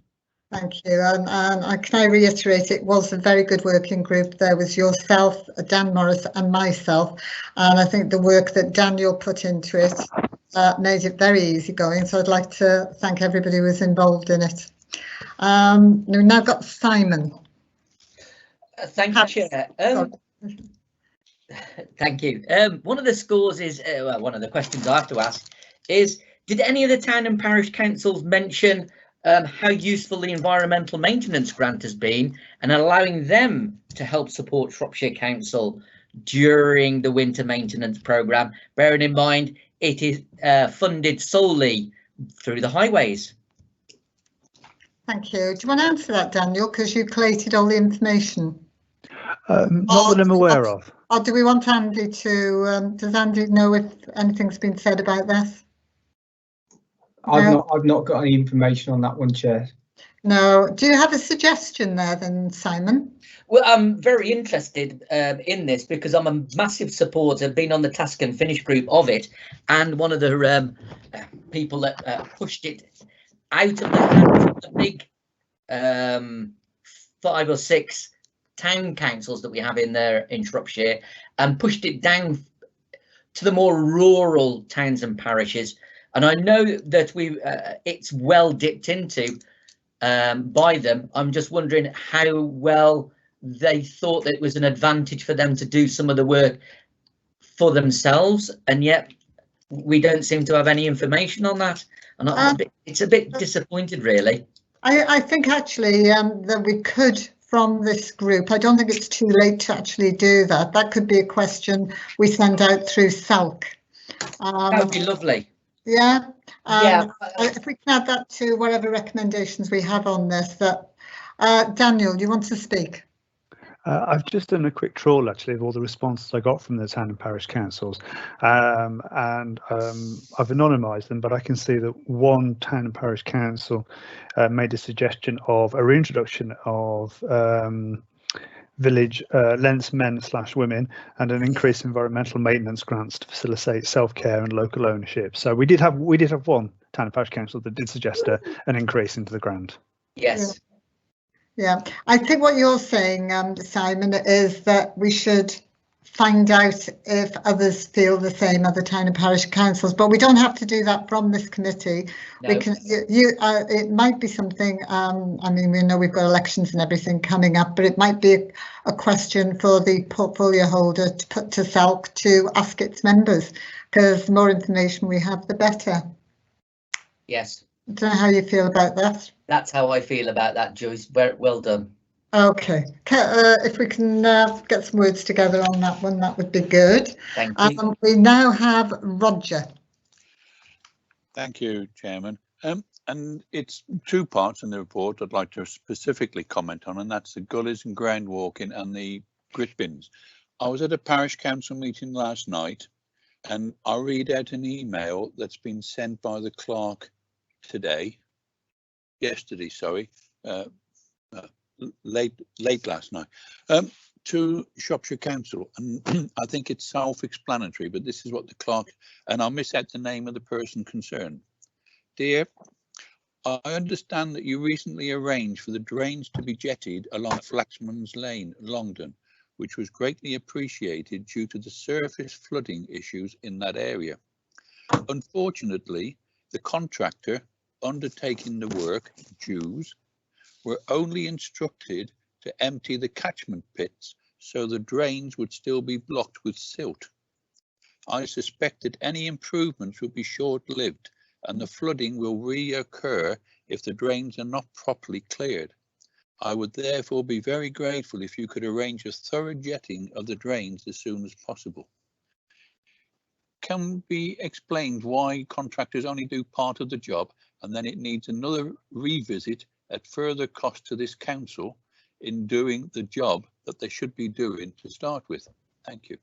And also, if I can be, I'm saying coming back, in the grit bins, I would hope that we are requesting highways, thank you, Simon, to put more grit bins out so that when volunteers actually can spread it out, because I had great difficulties in a place called Lith Hill over Christmas when it was impossible to talk to anybody. Several accidents occurred where vehicles coming down a hill, which is never gritted by Shropshire Council, was skidding and the grit bin was empty. And it took a fortnight to get some grit into that bin. Thank you. Thank you, Roger. I think having been on this working group, I called it Task and Finish, the working group, I think one of the issues that has come out of it is very much that the service hasn't been delivering as it should have been. And we do seem to have gone backwards, but we have identified what the issues are. And what I'd like from Andy, I'm assuming you're still speaking on this one, Andy, is I would like assurances that this is going to move forward and that this is going to be implemented, you know, all the recommendations in a wider review of the service, and that it will be in place before next winter. Well, actually, probably autumn it needs to be, doesn't it? I would like that, if that is possible, to have something in writing giving us the timetable of what's happening, who's going to lead on it, who the lead officer will be. I suspect it might be you. Yeah. Yeah. I'm more than happy to do that, Chair. I mean, in terms of the sort of the response that Mark Barrow read out, I mean, what we will do as part of the commission that will go forward to review this is provide a timeline back to committee for when that work will be concluded. The scope of the brief, and obviously including all of the recommendations and points that have come out of the working group, will be incorporated into that. In response to Councillor Evans' question, I think grit bins and the strategy around grit bins is something that will be reviewed, and I think needs to be reviewed. I think it's become apparent that, you know, in terms of how we approach that, we want to come up with a more strategic approach to this. So, you know, we come up with an approach that we will take in the months leading up to the winter, whereby a restock is undertaken, and then we come up with a strategy for how the grit is managed thereafter. Because in the winter that's just gone, obviously what we've experienced is when the service is stretched and under pressure, we had flooding, we had extensive sort of gritting activities, especially in that period of middle December through to January, and resources are finite and they're stretched. So, you know, we have to find a smarter way of operating and building in more capacity. But I think there's, as I've said before, I think there's a role for the community to be played, and I think we'll be exploring that as part of the review. Okay, thank you. Paul Milner. Thank you, Chair. Yeah, could I ask it? Obviously, that at the meeting that we had, it was really a really good meeting. And can I ask that we actually involve town and parish councillors, you know, councils in the review? But my question really, has the officers got enough resources to have the review completed and the ideas taken forward in by the next winter? Is there enough resources to do that? Yeah, I'm happy to pick that one up, Chair. I mean, yes, we'll be looking at them and the resources that we need in place. It is quite a significant review, but we will find the resources that we need to facilitate that, because I think it's a vital piece of work. We've undertaken sort of operational sort of reviews of the winter service before that haven't gone deep enough and haven't really got to the root cause of some of the frustrations and some of the issues that exist in that service area. So absolutely, it will be resourced appropriately and to ensure that we get the outcome that we need. Thank you, Chair. Okay, thank you very much. Any idea when the project plan to carry out this review will be completed? I mean, we're aiming to get all of this completed by mid sort of, we're looking at a timeline of May, June, because I think it's important that we have that plan in place and we can start to facilitate an operational plan, because, you know, rolling out some of this will involve our contractor care, it will involve some of our private slope lay contractors, and it will involve dialogue with parish councils and town councils and community groups who can potentially form part of that. So we're looking at it across the piece, and we do have to allow sufficient time post review to implement the operational changes that will form part of the future service. Okay, then. Do you want to clarify any points, Daniel? Daniel? Hello, Chair. Yes, Daniel Webb here, Overview and Scrutiny Officer. No, I think that's all sort of quite clear, really. I made the suggestion, Chair, that perhaps the committee may wish to add this to the draft work programme for the next administration to see whether or not they wish to pick this up.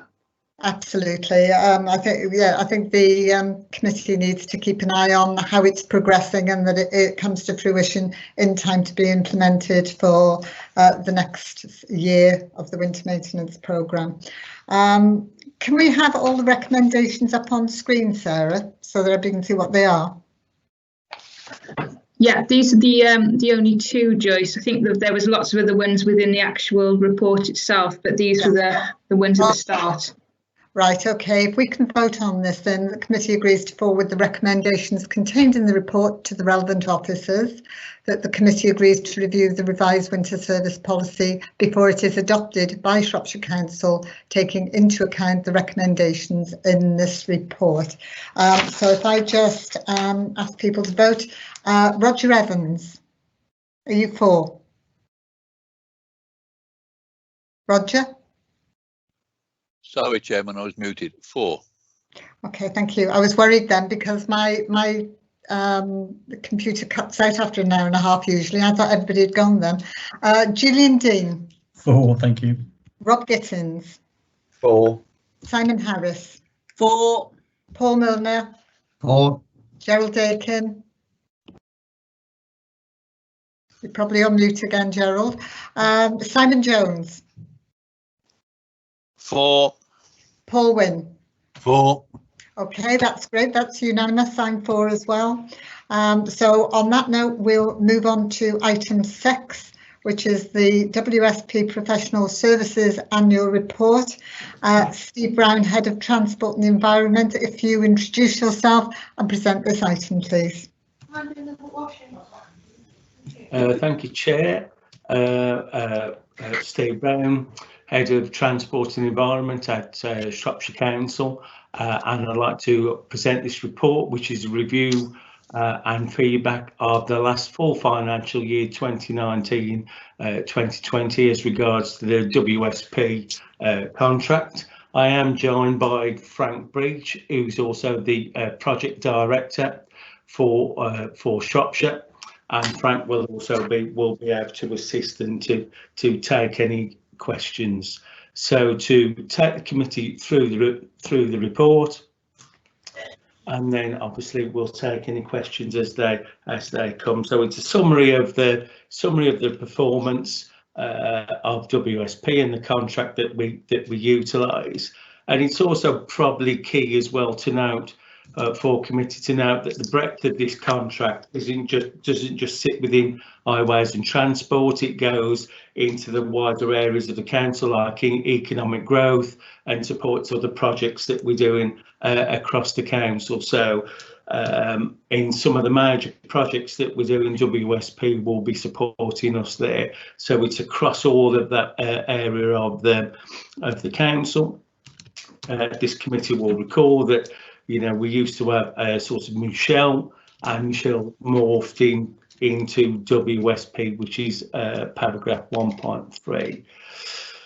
A number of achievements were gained during 2019, and those are laid out in 1.4 of the report. And again, the report goes on to sort of share or to make committee aware of the value that we think that WSP brings, in that the ability for us to move flexibly as a council to respond to sort of national funding requirements, and also major projects, and also for committee to note that, you know, the environment to a degree has changed, in that now nationally and through regional agencies there is a big culture. So we're bidding in, you know, whether that be to the LEP and competing for fundings on a sub-regional basis, or competing nationally against majors programs or DFT or DEFRA, or to any other sort of infrastructure provision in order to gain and draw down those funds. So our abilities to look at those issues, to turn around projects by the deadline, submit feasibility studies, and then also obviously to oversee, you know, the delivery of those projects will go through. So there is, you know, there has to be a recognition of that, and some of those projects are borne out in sort of the cities, Northwest Relief Road going through, and also feasibility studies that we've undertaken on some of our key projects, and to decide whether we actually go forward or commit to funding and all that goes with that. You'll see in 1.4 all of the sort of the key project leads that undertake work and commission work through WSP. There's a sort of 94.4% satisfaction of feedback that's gained. And also in sort of the fields of work, which is the WSP contract would cover from standard engineering sort of call-off designs, so supporting with a junction or supporting with a street lighting scheme or supporting with a sort of drafting a bridge design through to feasibility studies on Northwest Relief Road, through to larger projects like Shifnal, which is a £3 million town centre project that we'll be doing, overseeing and supporting on CITIC, which is a 15 million project there, looking at things about car parking issues and sort of future buildings that might be coming forward from there. So with all of that, there's commercial issues, there's inherent risk, there's design liabilities to be managed and for those to be looked at, and that's picked up in 3.1. And again, 3.3 picks up on some of those things like the SALIX and the DFT Challenge Fund for Market Towns, where we sort of have to respond and move quite quickly as a council if we're to sort of attract in these fundings and make sure that we generate the capital and revenue coming in to the council that then can be delivered into our communities. 3.4 makes reference to the WSP audit report that was delivered earlier this year and the work in sort of embedding and supporting that going forward, which is picked up in later in the report.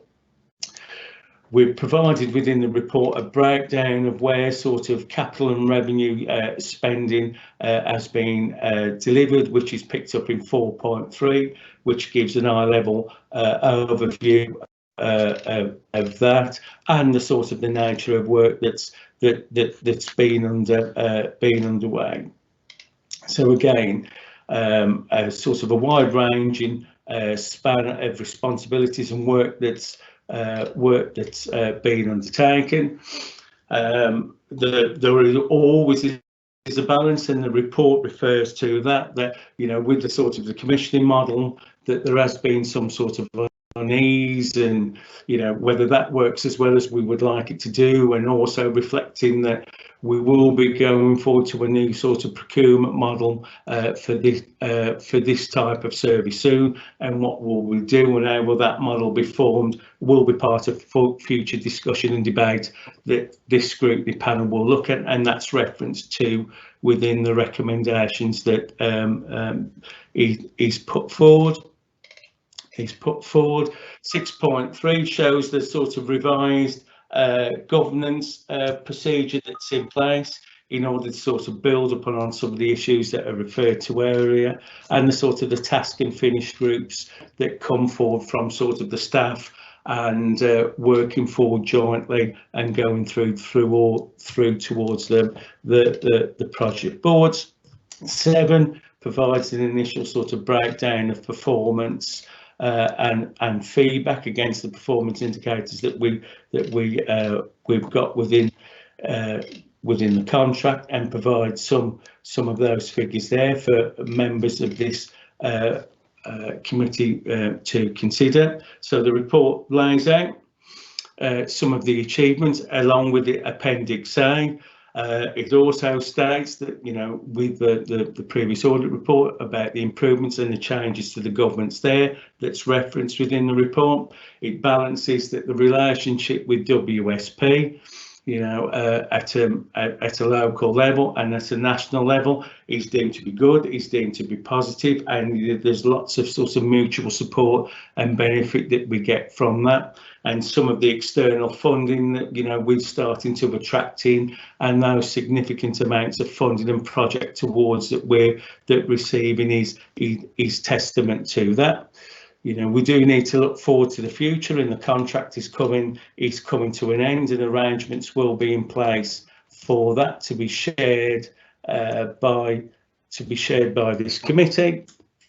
And essentially that brings us back to the recommendations which is in the report, which is 2.1 to consider the report, 2.2 for scrutiny to comment upon the detail as it sees appropriate, 2.3 for scrutiny to receive ongoing annual performance reports, in the future, and also for scrutiny to note that as we look at the procurement route and the new sort of models and the new any new arrangements that we'll be bringing forward, then scrutiny will be updated as appropriate as those models start to sort of firm up and become, you know, part of our collective thoughts going forward. So that's the report.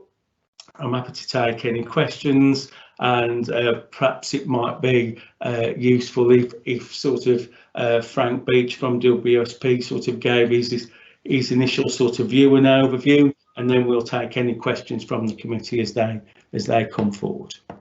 Okay, thank you very much, Steve. I've got 3 people waiting to ask questions. I've got Roger Evans, Julian Dean, who has 8 questions for you, and Rob Gittin. So we'll start with Roger. Roger, you're on mute. You there, Roger? Yes, I'm here. Sorry, I had the wrong thing in me. Wrong, whatever. Yeah, I've got 3 questions, and I'll try to ask them all at once. First one is on page 3 of the report, where it says the commissioning model has led to some uneasiness in respect to the strength of the client side and costs incurred, and whether the model provides the outcomes the council requires. I'd like to explore that a little bit.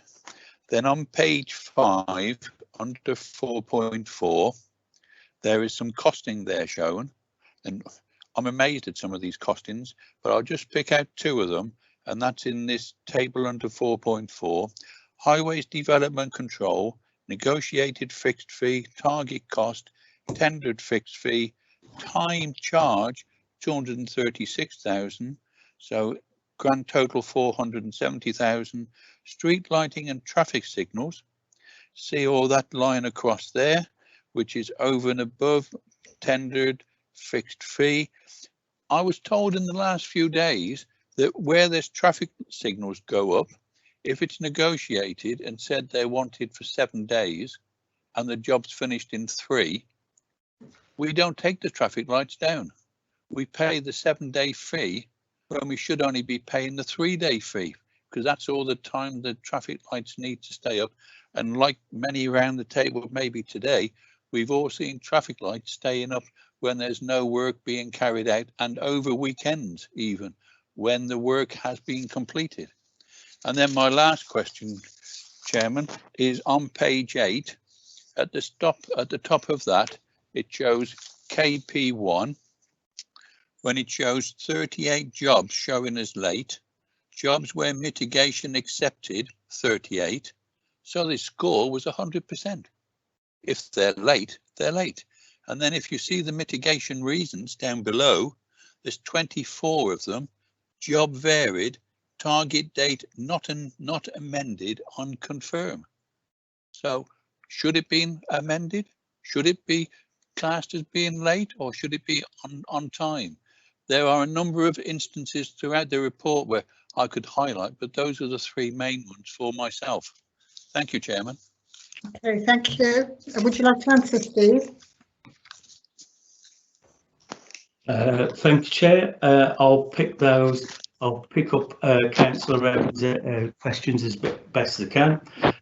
As we know, the sort of the contract that we got with WSP is coming towards its end, and that contract is due to expire on the 31st of March 2022, and other arrangements and additional arrangements will need to be in place and brought forward for that. That contract, when it was set out some 7 years ago, was very much set up in a sort of a commissioning model, which was part of where the sort of the council was at that time, and considering going down that sort of route and approach.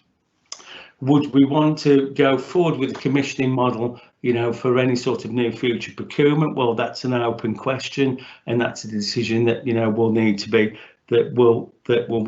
made. wrapped up within that question are you know, would more services come back across and sit within Shropshire Council, as we've already sort of started to do that to a degree. And again, you would need to sort of consider that and what sort of arrangements and would need to be in place.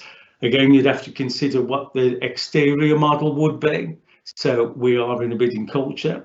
You know, we do work, you know, more closely with our sort of partners at the LEP. You know, we work in sort of hand in glove with the DFT and having regular meetings with those, and we're sort of bidding into lots of sort of national funding opportunities as well, and also a recognition and looking at what is the sort of the local model that we want for our services to be delivered, and what sort of support do we want in. And there's a range of options there that can be brought in, and some of those have been discussed today. So will we have a commissioning model going forward? That's an open question. We will need to work that through and decide what that model is. You know, and one of those answers could be bringing more staff back onto the Shropshire Council side of the fence. That could be done, but other options, another way forward could be considered. As regards sort of quickly to sort of pick up on Councillor Evans' other two questions as well.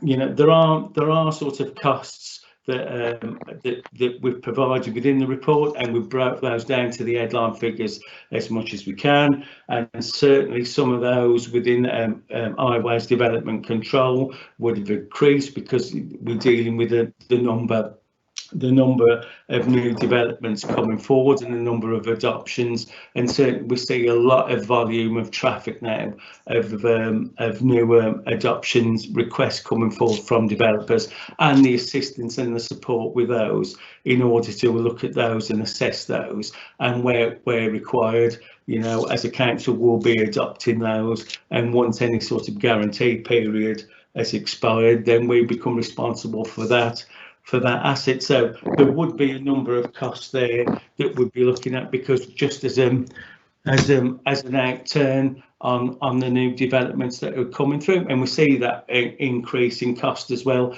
that's coming through, you know, our sort of waste contract as well, where, you know, there are additional properties now that do need to be serviced, and comes from that. Operationally, Councillor Evans, you know, just make a valid point that where we've got sort of traffic management out, and those traffic management arrangements are in place for whatever type of work that may be, that when the work is finished, then, you know, removal of those sort of traffic management and temporary lights, you know, should be expedited and should be a lot quicker. They're done through sort of sometimes a subcontractor and a third party arrangement, and I understand that the sort of the community issues that brings up, especially when traffic management's on the road, that, you know, the work has been finished and that work has been completed, and yet the traffic management is still in place. Sometimes technically, you know, there is a curing process about that the materials do need to harden off and do need to strengthen up. That, you know, isn't a reason and an excuse to cover all of those issues, and further improvements, you know, would need to be made. But there is a response to the amount of work, and there is a response as well to the amount of development that, you know, that different parts of the service are responding to, and from the housing growth and all of the infrastructure that goes in amongst that as well. So hopefully that picks up some of the issues that were referred to. Okay, Roger would like to come back, please. And if I can ask everyone to be as succinct as possible for the rest of the meeting. I'm just mindful that time is moving on. Thank you, Roger. Thank you, Chairman. Can I just say that, and there was a statement was made by Mark Barrow at the start about administration and all this. If I'm part of any administration, I'll be looking at taking the majority of WSP back in-house. And I hope officers will take that into consideration when they're looking at it. But I used to work with contractors when I worked full time for another company, and the contractors always put a tender in quite low, and they made their money on the added work that was needed to be done. I've heard what was said there, but what are we doing about it? What commitment is there now for until March 22, when the contract is going, to actually take a hold of these costs and actually investigate them, because we are spending public money, and we are spending public money needlessly, and it needs to be taken, and I use the word taken a grip of, so that we're actually doing it. I get reports from staff out in the county complaining that they have very little power. They can't do anything.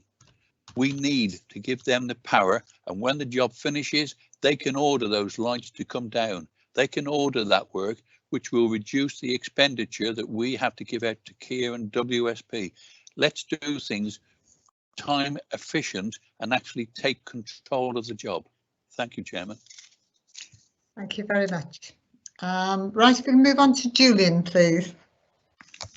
Thank you, Chair. You'll be relieved it's not 8 questions. It was questions relating to item 8. Right. That's all right. That was me. But it is. But nevertheless, there are a few. So I will try and, if it's okay with you, I'll parcel them up. So the first couple really is to do with highways development stuff. And the first thing is that I think this is something we've discussed before, that members are quite frustrated about the lateness of highways reports on planning applications, and the lack of staff from highways sort of to make comments or be available at discussions at planning committees. So I wonder if Steve has any thoughts about that, and if that's a WSP role or if it shouldn't be. But related to that, in terms of the highways development stuff, the report mentions that there's a forthcoming design guide, and that sort of just raises a few questions for me, because anything which is effectively a policy document, I would have thought, should presumably come from council and should be politically scrutinised and discussed. So I'm just wondering what that design guide is, because we recently passed a motion which said that we are in favour of, for example, using the sorts of guidance that comes out of Transport for New Homes when it comes to sustainable transport around new developments. And I would love to see a design guide which is based on something like that, but I'm just a bit concerned that this is coming from the annals of WSP. Can I ask those two first, and then perhaps the others? I'll parcel the others as quickly as I can after that, Joyce. Yes, certainly. Thank you, Julian. Okay, thank you all. I'll come back on those points as well. So some months ago now, I think from memory, probably 5 or 6 months ago, the Highways Development Control team moved from Highways and is now located in planning, because we thought that was a better fit and would sort of fit within that planning function. So we could have sort of more of that support. It would be closer to the sort of colleagues in planning and looking at some of those issues. That sort of transfer has occurred, and hopefully we'll see the sort of the benefits of that starting to feed through. Development control is part of a WSP function, and although we've got sort of key staff within development control, obviously working for Shropshire Council and representing us at planning committees and all of that, a lot of the sort of the behind the scenes work is done by WSP staff supporting that development control. So that is a function. And again, going back to some of the issues that we said earlier, that gives us choices when we go forward and prepare and procure a new contract, how we wish that to be done. And I think picking up on that point about development control and some of those costs, that the costs will sort of expand and contract to the level of demand as well. So just to give you an example, CITIB is a £15 million scheme that we're delivering, fully externally funded, but that will incur a lot of costs in the work that's going on in Shrewsbury Town Centre as we speak, and roads are being resurfaced now as we speak. So as we do attract in external funds from government agencies or LEP, and we need to move quickly with that, then costs will be incurred but those costs will be factored in to those external bids. So there is a balance there in an equilibrium that we need to follow. But Highways Development Control is now sitting and is part of the planning function albeit that there's obviously sort of communication and dialogue and liaison on an ever increasing basis with Highways and Transport and colleagues in planning in order to move this forward. Thanks. I don't think you mentioned the design guide thing that was in there, but before you come back on that, perhaps I'll just throw in the other couple of questions which I had. So one was that last time we met and discussed WSP, I remember that I asked about WSP's sort of experience and role in terms of decarbonisation and you know, climate action, and was told by WSP staff, you know, they have a lot of expertise in that, and I remember that Mark Barrow sort of responded and said, OK, we need to talk to you about this, and I'm wondering if there's been any work done on that, and if they're providing us with advice on that sort of thing. And then the final one, but just again remind you about the design guide question. But the final one is actually just a very specific one about zebra crossings. I've just noticed that we have a reappearance of old-fashioned zebra crossings. There's 2 outside the flax mill, which is great. And I've actually recently said, well, can we have 2 on Copthorne Road, because I think they'd be really helpful near the barracks and near the Bricklayers Arms. But I'm just wondering, you know, is this a policy shift? Is this evidence driven, or is this just because it's cheaper than doing controlled crossings? Why are they re-emerging? Thanks. Okay, thank you, Councillor Dean. I'll try to answer those questions as best as I can. So, as regards to the design guide, and I would stress that I'm doing this from memory, so I would stress that point. But Highways Development Control were pulling together a design guide that was there for sort of developers to use as a reference. So a sort of design manual for reference. So in order to support developers and allow things to move quickly through the process, so developers wouldn't be asking questions so much.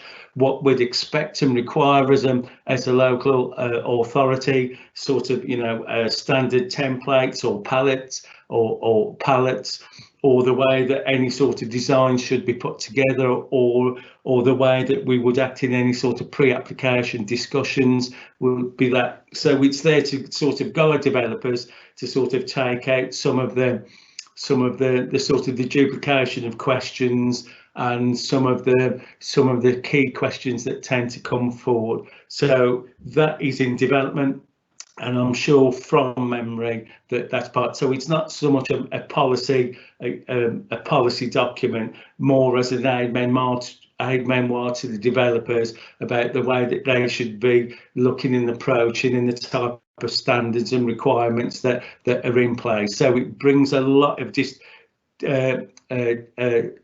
different policies into one document that can be done, but that has not been approved or development yet, and it's still a work in progress. But it's to improve and speed up and expedite that interface between development control planners and developers coming forward, if that assists in any way.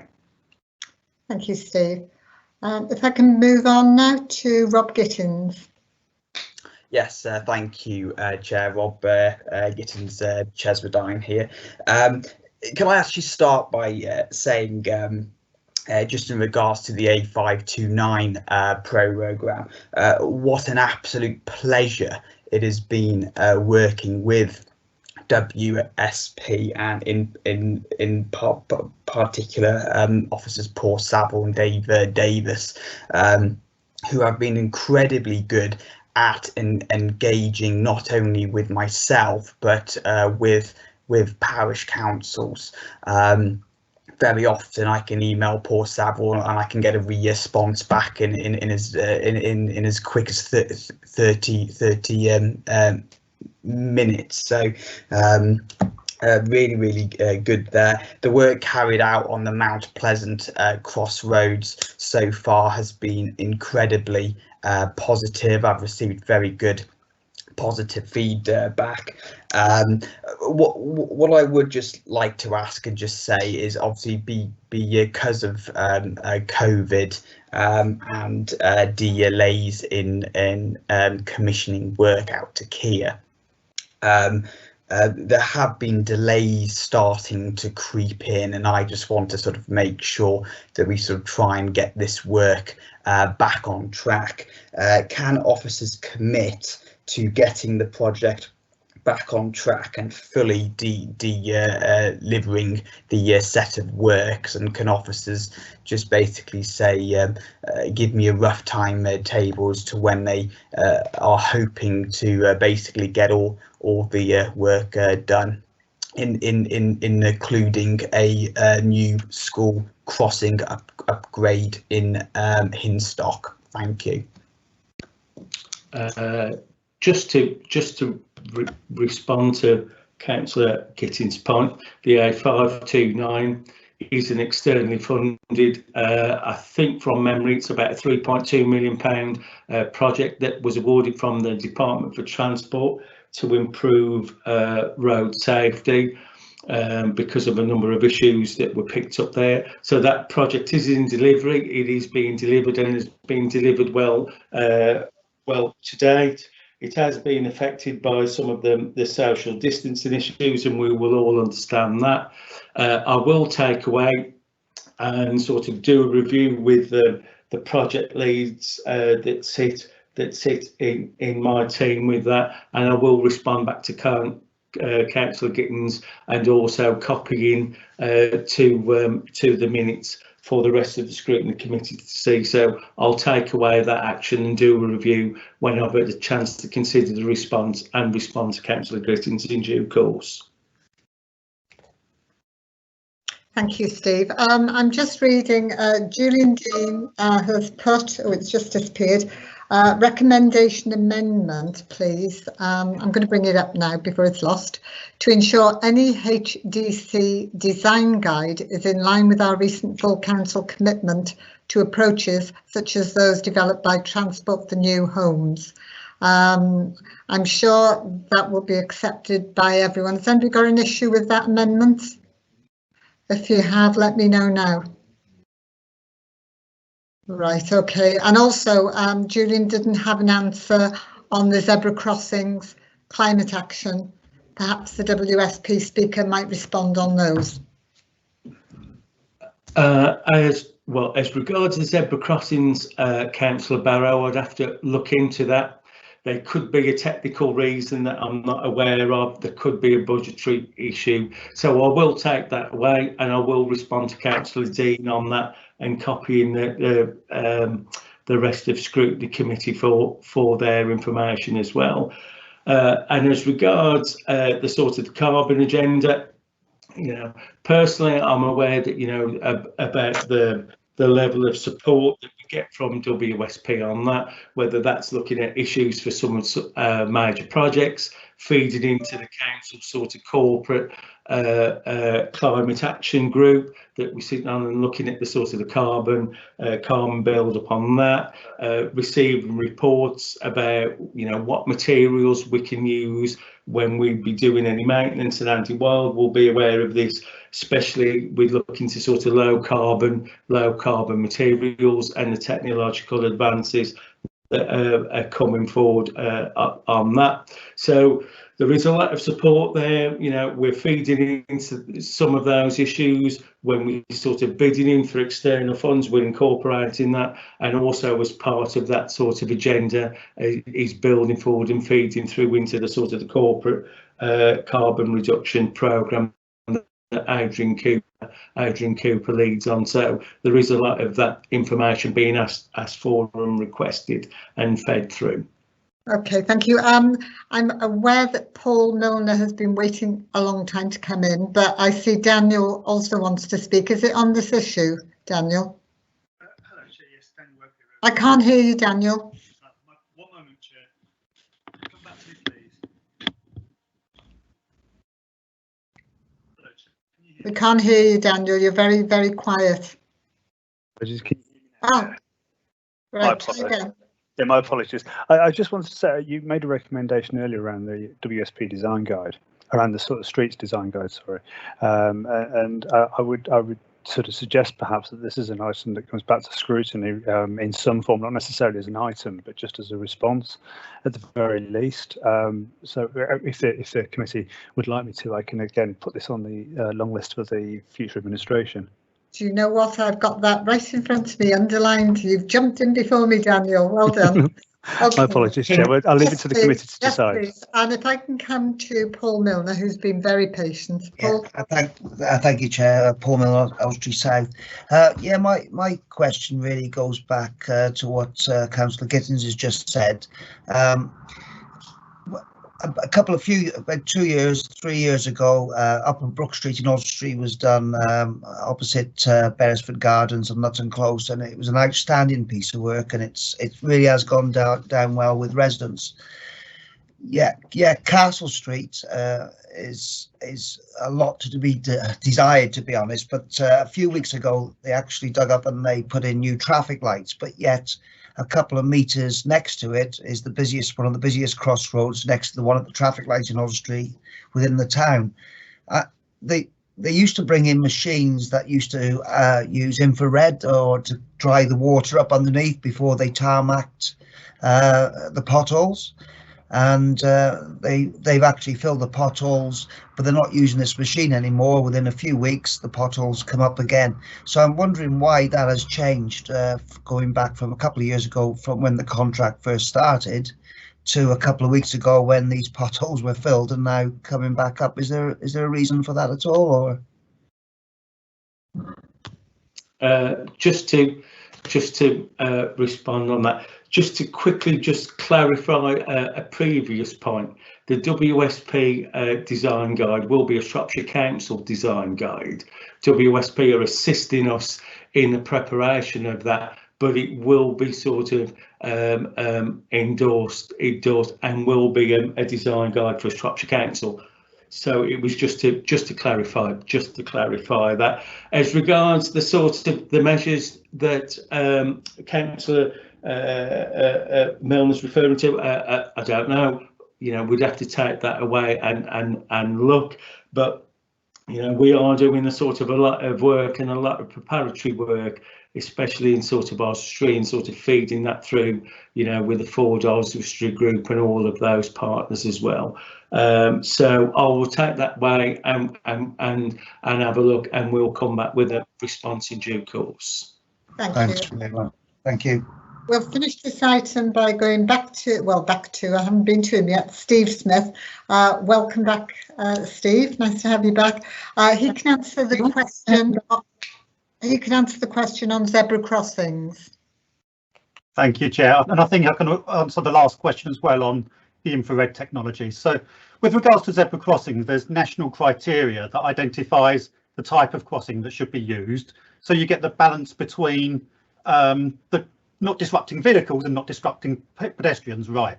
So depending on the number of vehicles and the number of pedestrians like to use, there's a criteria that you plug all the numbers in and it comes out with the type of crossing you should be using. So the fact that there's zebra crossings coming in isn't anything to do with money saving. It's to do with the fact that that's deemed to be the most appropriate solution. And what that tends to be is where there's not quite so many pedestrians, so you don't want to keep stopping traffic, but you allow traffic to stop as and when pedestrians come along. With regards to the infrared technology, that particular technology was something that was sort of really big in the industry a few years ago, and lots of authorities were doing trials on that type of technology, including Shropshire. It had its successes and it had its weaknesses. So we're continuing to evolve what good practice is in fixing potholes, and we've probably seen quite a few trials that have been going on recently as well that the council have been looking at as to good practice. So it's something that we don't do anymore just because nationally it was found that it wasn't necessarily the most effective or best value in addressing that. But it's not something we're completely ignoring. We're continuing looking at what's the best solution for the right problem, and that's the problem with potholes. There isn't a one-size-fits-all that is the right solution for everything. It needs to make sure you're putting the right technologies in the right place. Okay, thank you, Steve. Thank you. In that case, I think we'll ask, are there any points that need clarifying by officers before we go to the recommendations? No. Okay. I don't think we have any more speakers. So we'll take a vote on the recommendations which you have before you. I think the fact that we've asked for agreement to bring the draft contractual arrangements back to scrutiny doesn't need to be a part of the recommendations. It will just go on to the work programme. So is everybody happy with these recommendations and with Julian's amendments as well? Can we put Julian's amendment to those? Is everybody happy with that? Daniel, yes. Are you there? Is everything okay with that? I'm just checking. Pardon me, Chair. Yes, I've got a note of those. You've got a note of those. Okay, that's great. So unless anybody says they're against the recommendations. Chairman. Yes, Roger. Councillor Roger Evans. Yes. I may be the single person, but I would not agree with those recommendations. We are a scrutiny committee. We are. We should be scrutinising, not saying receive an annual report in the future or proposed arrangements and anything like that. Some of the information that's asked for and some of the costs that I appertain to in my question, they haven't been answered. So I would be voting against this. That's fine. If I can ask, though, if somebody please could give responses to the questions that Roger feels that he hasn't had a response to, I'd be very grateful. I don't know whether that would be Steve or Mark or whoever. Can I have somebody's assurance that Roger will get answers to his questions, please? It's Mark, Chairman. Yes, we'll make sure we get back to him. Okay. Copy all members. Thank you very much. And the fact that the annual report comes back to us, Roger, does mean that we do have the opportunity, as you've just done, to scrutinise. So, right, we'll take that as everyone having voted on it. The only objection is from Roger Evans. So if we can now move on to item 9, the Keir report. Andy Wild, Head of Highways, if you want to introduce yourself and present the item, please. Thank you, Chairman. Good afternoon, everyone. I'm Andy Wild, Head of Highways. So I'd like to introduce the report and give an overview of the report and the findings. I'm joined today by Pete Woodhead, who's the Keir General Manager on the Shropshire contract. So I'd just like to start by summarising really some of the detail within the report and talk everyone through it. So I think the report highlights and summarises really the challenges and also the improvements that have been made on the Keir contract, specifically in the last 6 months. We've put an improvement plan in place with the new management team that are starting to develop and drive the contract forward. We're aware that reactive maintenance and potholes in particular define the service area. It's an unescapable fact, and it's been a priority area for us over the last 6 months in particular, as we start to drive forward and seek improvements in that area. So I think that, again, drawing out some of the findings from the report, it recognises that we're managing a deteriorating highways asset. You know, we've been able to sort of document the amount of potholes that we're trying to manage year on year. In the last financial year, we've dealt with and had in 16,000 compared to 11,000 the following year. So that's around a 45% increase in the amount of defects that our teams are trying to cope with. I mean, nationally, the national figure on carriageway that is categorised as poor condition is 21%. In Shropshire, we've managed to maintain that at 16. So the general perception of the highways and the service is that the roads are poor, and indeed that's an undisputable fact in places. But nationally, you know, this is a national issue that other highways authorities up and down the country are trying to contend with, managing and striking that balance between planned maintenance on the network and reactive. So as I've touched on, and again, the report does highlight this in some detail about the improvement plan and what the focus of the new management team has been in terms of trying to deliver an improved service and focus on the areas of real priority for us. Potholes obviously is the main area that I've covered in this report, and again I think it's important to summarise really what that position is and where we've been focusing our attention. So public perception is one that I think potholes are caused by vehicles and HGVs, and actually 9 times out of 10 it's water. It's water that's the key ingredient really in terms of potholes, and that's been what we've prioritised. One of the areas we've prioritised in terms of managing that and keeping water off the highway asset. I've talked about gully emptying, and again it's come up in discussion today that we've increased the frequency of our gully emptying to the point where we're now visiting all of our gullies and catch pits on an annual basis. It's also important to note that that ditching, something that has not been done to the frequency in recent years, has been restored, and we started to trial that in South Shropshire last year and have undertaken in the last financial year over 300 kilometres of ditching work to restore natural ditching, especially in rural areas where it's usually the primary source of managing water on the highway. So that freeze thaw sort of effect that goes on during the winter is the main factor. So we know that if we can manage water effectively and keep it off the highway, so increasing the amount of dressing that we do, but also managing our gully assets more effectively, that's going to be a big stepping stone in terms of us trying to keep the amount of defects on the network down. In addition to that, we've developed a specialist drainage team which work directly for us and undertake some of the more complex drainage work that we have. We've got a lot of historic issues around some of our drainage assets, catch pits. We've undertaken huge amounts of jetting and route cutting work and camera surveys, because a lot of focus is often on gullies, and that's right, but actually the carrier drains and the catch pits and the outfalls, all of which make those systems work, are equally important. You know, on average, we're finding a catch pit every single week that isn't on our asset inventory register, that have just been lost over time, and actually cleansing those systems and getting to the bottom of some of these issues has been something that's worked incredibly well over the last 12 months and is now complementing the service in a different way, and really starting to sort of home in on some of these historic problems that underpin our asset.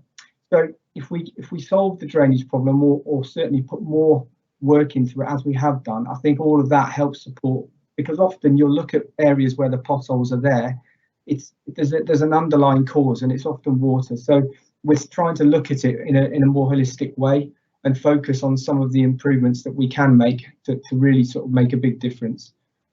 It's also, you know, really worth noting that the improvement that we've made now 12 months ago, the majority of the defect repairs that we were undertaking on the network were temporary. That was about 75%. Now, in the last 12 months, as part of the improvement plan, we've completely changed that, and now we are doing over 75% permanent repairs.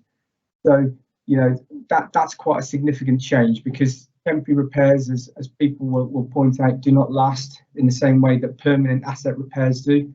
And as a result, when we come into the winter months, and sometimes it's not even in the winter, we end up having to repeat those visits and go back to the same location. So it's a high priority for us to hit permanent defect repairs right first time, so we actually improve the carriageway structure in the asset intervention. So we are not returning to the same location and taking these repairs time and time again.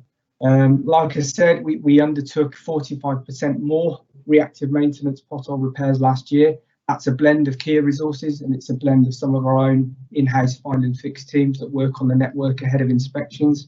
And we've actually driven down unit cost, you know, considerably, and pulled a lot of revenue costs to the value of about 1.5 million out of the budget this year, having delivered 45% more reactive maintenance work. So I think all of that demonstrates that this is an area that's improved quite considerably over the last 6 months in particular. And this is a continuation of an improvement plan that is starting to see meaningful change. In the last month, we've embarked on a trial, which I think has been covered sort of in the media, around trialing different technologies on the A and B network. The A and B network is where the vast majority of vehicle movements are. It's where a lot of our stakeholders travel, and the perception of the service is very much driven, I think, by a lot of the maintenance that we've undertaken on A and B roads. Now, because they're more heavily trafficked, there's a higher percentage of HGVs. The sort of temporary defect repairs or the two-man gang repairs that have been at the forefront until very recently don't stand the test of time. You know, we see repeat examples of where we have to return to the same location to undertake these repairs time and again. So we've embarked on a trial that was involving a new piece of equipment called the JCB Pothole Pro, and we've also trialled a piece of kit called a multi-hog, which has been developed by a company called Multivo. That trial runs until the end of this month, and we've completed work on the A490, the A488 through Hope Valley, and a number of other key locations as we test and trial what that technology is going to bring. The results have been already quite compelling, and we're looking for a rollout of that, which will mean we have 3 teams operating north, central, and south in Shropshire by the start of May. So that's the intention.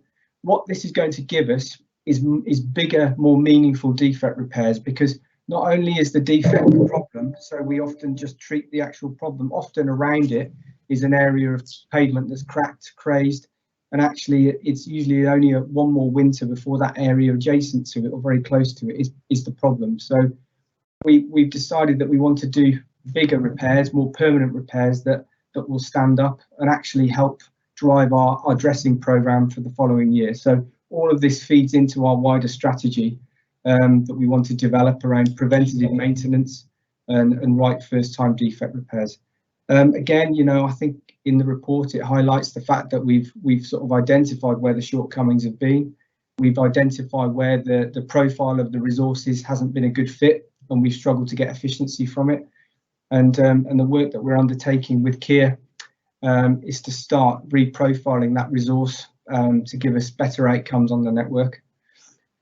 I'd also just like to sort of draw in a couple of other interventions and other things that we've done in the last 12 months, which I think, again, just sort of highlight the bandwidth of the contract and some of the other work that's taken place. And again, you know, our potholes is often the talking point, and we fully understand that, but there's been a hell of a lot of other work that's gone on across the contract that doesn't see the same sort of attention. So last year we delivered a Safe Start surface dressing programme, which was over £8 million worth of work.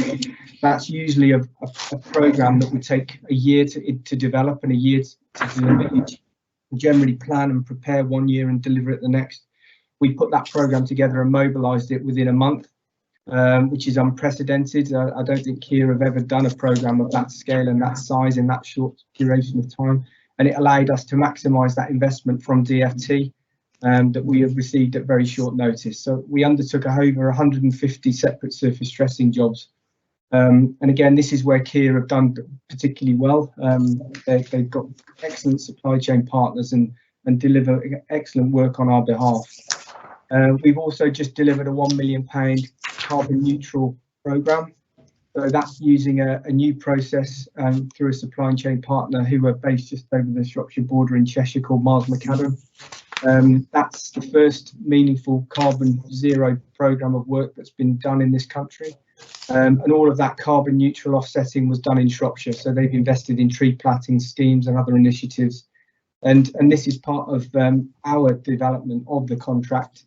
And Kier have got a one planet action plan that they're bringing to Shropshire that is going to embrace the work that we're trying to do around environmental initiatives and start to do some of that social value work that hasn't really been at the forefront of the contract till now. So I think, in summary, I think I certainly feel that there's been some very meaningful progress. I think we've acknowledged where the contract hasn't delivered in the way it needed to. A lot of the work that we've done hasn't reached down and touched town and parish councils and the local communities, and I think that's played a big part in the perception of the contract, and that's something that myself and the Kier management team are aware of and are keen to push and improve on as we start to develop the contract further. So, you know, in my sort of conclusions around that, I think it's been a very challenging first 2 years of this contract. I think that's recognised and acknowledged in the report. However, I think there's also some significant progress, and I think that's something that we're going to continue to work hard to improve on and develop. And I'm more been happy to take any sort of questions, and I'll hand that back to the chair, and myself and Peter will happily take any questions from the committee. Okay, thank you very much. If I can just say that the committee are asked to note the contents of the report and identify areas of concern not already considered within the report for consideration as part of the improvement plan and development of the care contract. So that's what we're actually looking at. I've got Rob Gittins. Rob? Are you there, Rob? Hello? Rob Gittins. I obviously kept him waiting too long and he's not there. Does anybody else have any questions on this? Roger? Okay, Roger. Yeah, okay. I was just unmuting, Chairman. Yeah. Have a number of things. I've seen a reference about a KPI 13, but on this report in front of us, it's only got 9 KPIs. So I don't know if this is a sum total. I was just then looking at the report that was prepared by a consultant that worked for us, and that had 55 objectives in it. Have we met those objectives or have we not? Because he also reported then the key performance indicators had been agreed before he'd left the authority the end of June. I've asked several questions, so have others asked several questions. What are the KPIs that Keir are now having to address? Been told under negotiation, under negotiation, under negotiation. So what we have here in this report is just 9, and Keir have exceeded every one of them. Anybody that uses Shropshire Council highways and sees the number of potholes there are, no, they haven't exceeded them. The roads are in a flipping awful state. Flipping awful state. I can take you to roads in my division that were resurfaced just 4 or 5 months ago, and they are now full of potholes. I've been told it's because the wider vehicles are digging into the edges of the small lanes and roads and allowing water back into the ones that were repaired. If the potholes are repaired correctly, water will not get into them. It was once explained to me by somebody who does not work for Shropshire Council that to repair a pothole, if you just pour hot tarmac into it, it's going to fail quite soon, quite quick, because there is no meeting of the two parts. There's a cold road and there's a hot tarmac atom which goes in, and it doesn't meet, it doesn't meld together, water gets in and it needs repairing. I see there's 70% or just over that being repaired. Really, I would think every councillor is getting a good going over when they actually go, those who do, actually go and knock on doors about the potholes as well as the state of the highways. I think Shropshire Council should be considering giving notice about taking it back in-house. Quite blunt, quite to the fore, I think, but Keir are not doing the work that we wanted them to do, and has not done the 55 objectives that we were told were going to be negotiated with Keir to improve Shropshire Council highways. Thank you, Chairman. Thank you. Daniel, you want to speak on KPI 13?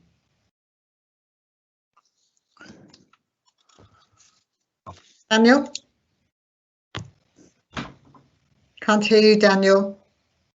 My apologies. There's a bit of a lag here in terms of unlocking my unmuting my microphone. My apologies. It's Daniel Webb here, Overview and Scrutiny Officer. Roger makes reference to KPI 13 in the report in front of him, and I suspect it's the briefing note that I prepared for members in advance of the meeting. I've just checked that, and indeed it says KPI 3, and so I think it's KPI 3 that you might be referring to. Okay, yep. Apologies. Yeah. Yes. Yeah. Sorry, Daniel. Yeah. Okay. Thank you for the clarification, Daniel. Can I move on to Rob Gittins now? Unfortunately, his internet went down. Rob, do you want to come in? Thank you, Chair. Yes, the internet's back up and running now. I just wanted to ask a question just around where we're at, sort of at replacing worn out signage. I just want to give an example of this. I reported well over 12 months ago now, worn out 40-mile-an-hour signage at Turn Hill, which is obviously on a major A-year road, the A-year 41.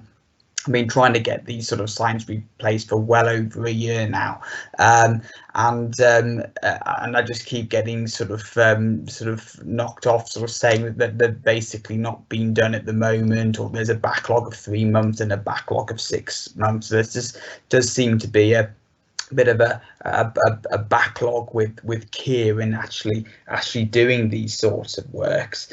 And the second sort of question was around road readdressing and how many kilometres of road we were aiming to readdress over the next financial year.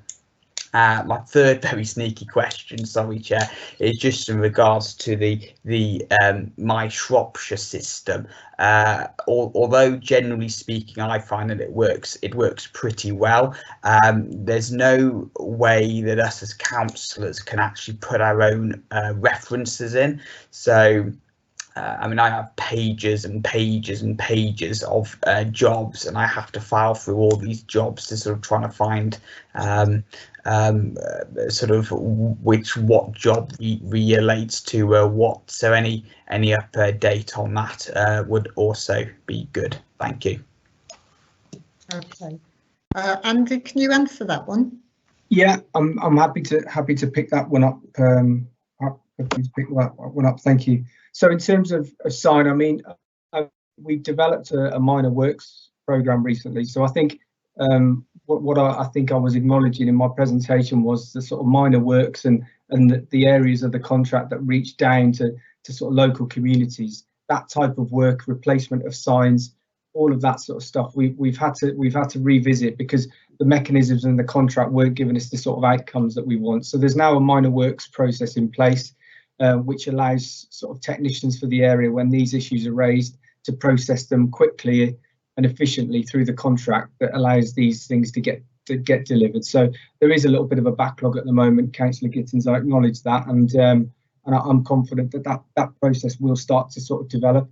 I think the other thing that technicians have to bear in mind is they've got a finite revenue budget for things like signage, so they have to prioritise it. And again, I know a speed limit sign is going to be important, but there's other things like safety critical road marking, safety critical signs that they have to prioritise first. So I'll happily take that one away and pick that up for you. But there is a new process in place that should allow us to get these things delivered more quickly.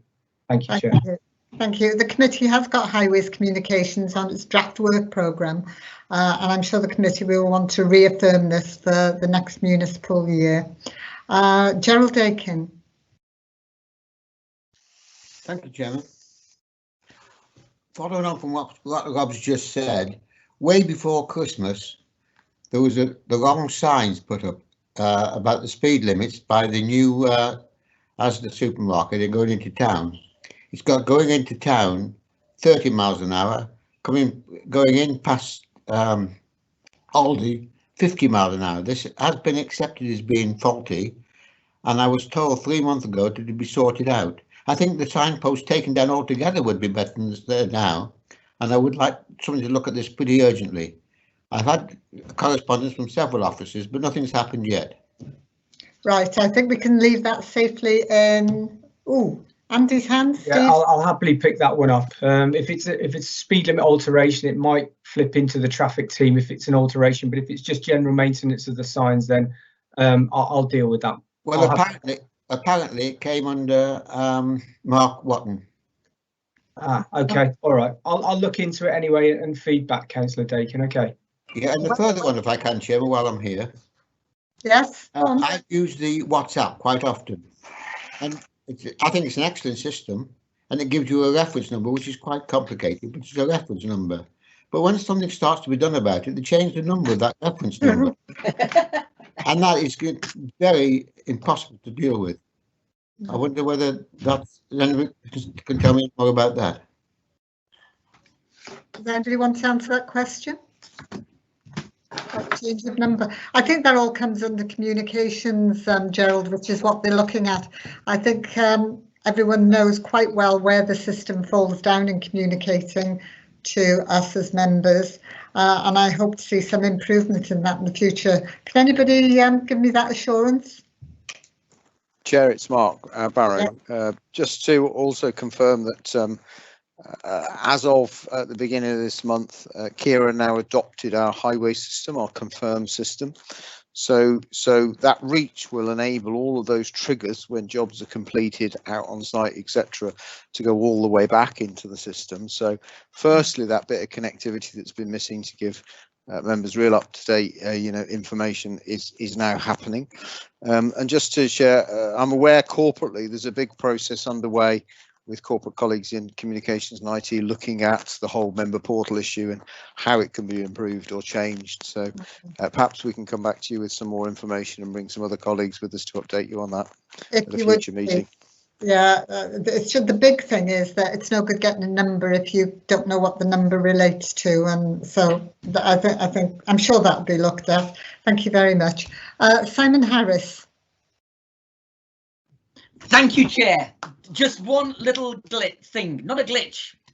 Andy and the boys, I know that we've got 3 highways road closures coming in the next for servicing of roads in Broseley in the next 2.5 weeks. Brilliant. The only thing that I have of any questions at the moment is, do you think we will be going back to working nights on the pothole filling using that wet tar that was absolutely extremely successful with the one crew that we had in Broseley? Thank you. Thank you. Would somebody like to answer that? Yeah, I'll happily pick that up. I think to answer your question, Councillor Harris, that's a process called text patching, and it's a blend of solutions that we're working with Kira on in terms of finding the best solution to potholes. I mean, text patching is generally a good fit where you've got fairly shallow sort of carriageway defects, but the short answer is yes, we are still using it, but it depends on the location. Thank you. And night working. Well, again, it depends on the location. I mean, night working, we have to pay an uplift for night working. That's a fact. But in certain locations, it makes a lot of sense if it's traffic sensitive, if it's a busy route. So again, we judge it on the location, really. Thank you, Andy. Thanks, Chair. Thank you. Roger Evans.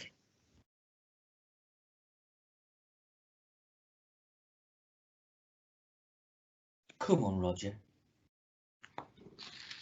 Roger?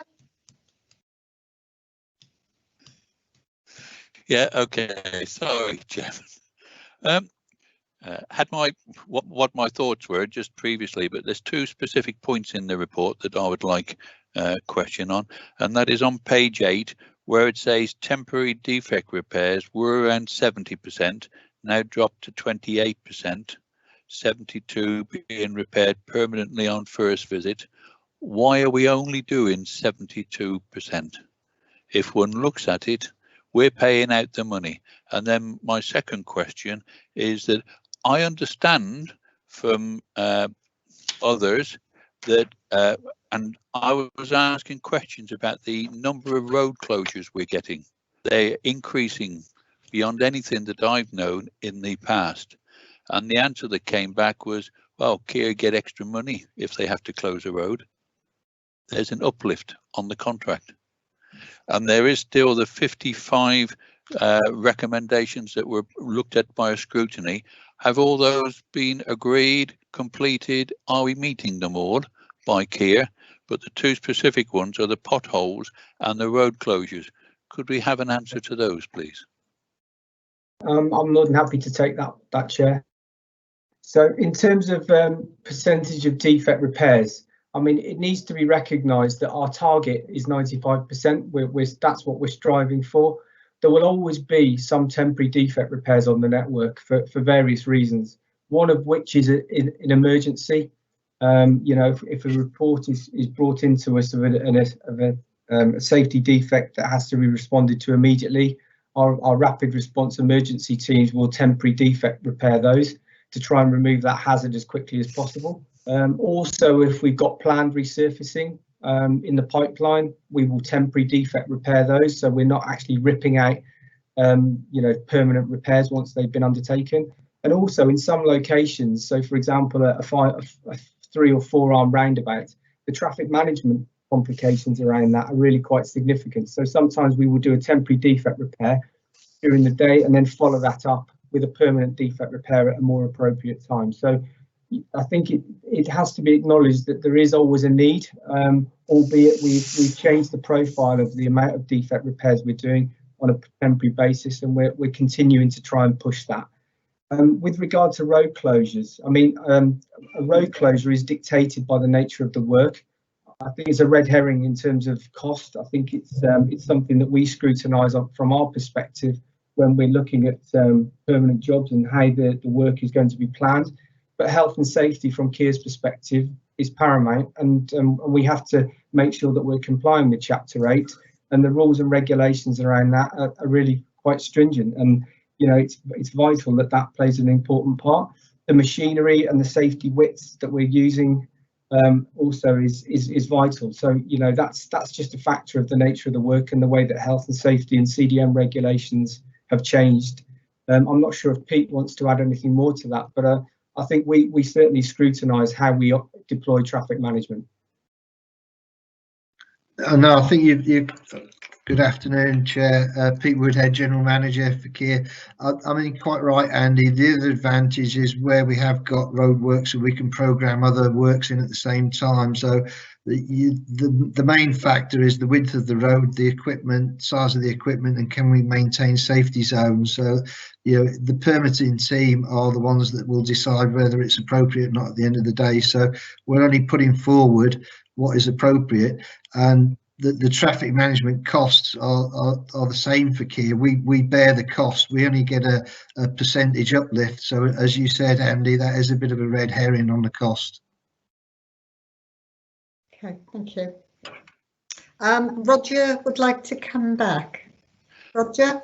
Thank you, Chairman. If we look at potholes, nearly a third of the potholes, 28%, it isn't quite 33, but nearly there, a third of the potholes are still being repaired temporarily. I've got potholes which have had chalk marks put around them by officers, and they're still there a month, 6 weeks, 2 months later, and then the chalk mark disappears because they haven't been done. And then as far as highway closures go, the A488, which passes right the way through my central division, it's been closed several times, whole lengths of it closed whilst work has been carried out. I've been told that emergency vehicles and public service vehicles, buses, would be allowed through. Nobody has manned them. The people manning the barriers have not got a clue. They don't know what's happening, whether it's safe for the vehicles to go through. There's been a refusal to use stop and go boards to ensure the safety of the personnel doing the work. There's just been a complete road closure of 3-4 miles at a time to do it on the main A488. That has never happened in the last 20-30 years that I know of, and it's just happening now. And why? The rules are the rules. Either it's safe or it isn't. Stop go boards could be used, but they might be a little bit more problematic for the workers there, but we could guarantee their safety using it, because slow traffic down whilst they're going past it. If the buses are going down there and they're allowed to do it, and the emergency vehicles, why can't normal people who need to go down there rather than taking 10-20 mile diversions? Thank you, Chairman.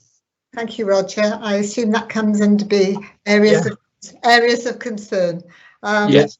I don't think there is a response to that, is there really? I mean, I'm happy to follow up with a couple of those points, Chair, if I may.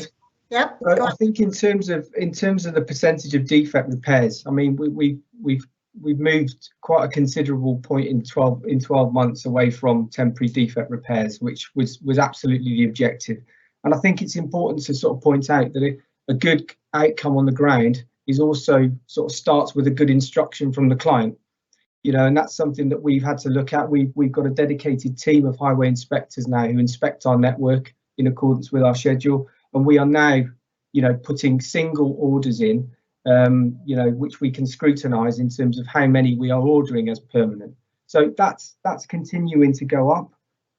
We recognise that that's something that needed to be addressed, but we needed to look at it as a team in terms of how we manage this and how we monitor it. So when the guys leave our operational depots, they've got the right material, they've got the right equipment, we've sent the right gang, so we're driving up that performance. So there's a lot of work gone on in that area. In terms of sort of backlog, you know, it's recognised that we have a backlog.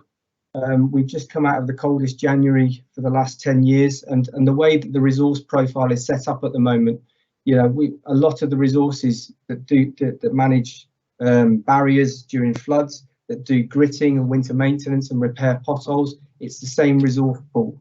So as a contract team, we've got to look at how we can expand the bandwidth of those resources, pull in extra resources, look at, you know, how the service can bend and flex and scale up at times when we're under pressure. So we don't enter the start of the spring with a backlog that we've currently got. So that's something that we're working very hard to do, and some of the improvements that I've highlighted in the report and the presentation are working towards that end goal. With regards to sort of gatemen and road closures, one of the KPIs, one of the 9 KPIs that we've now got on the contract is communication and engagement. One of the things that we want to do is look at more sort of meaningful engagement with communities when we need to shut roads and see how that can be facilitated. But I think it's a general you know, acceptance that in Shropshire we've got narrow, twisty roads, and some of the work that we're undertaking, and again, as Pete highlighted, we're trying to incorporate as much work as we can into these closures, and a lot of the work is unseen. It's very difficult when you've got a barrier point and you can't get in to see the work that's going on and how many locations are being worked on, and as I've highlighted before, that the safety of the workforce is paramount when we're doing these works. Pete wants to add anything more to that. No, I think you're right, Andy. It's all about the right intervention at the right time, and we know we've got a backlog. We're working hard. We know with the strategy that we've got going forward and the different interventions that we'll deploy on the A and B roads, we'll have a surface dressing programme for next year. We know now that we can reduce down the reactive 2-man gangs and come up with the right solution and the first time solution. So, you know, it's going to take a little time to address the backlog. We know that, but at least we've got a plan and we've got a strategy to achieve that now. Thank you.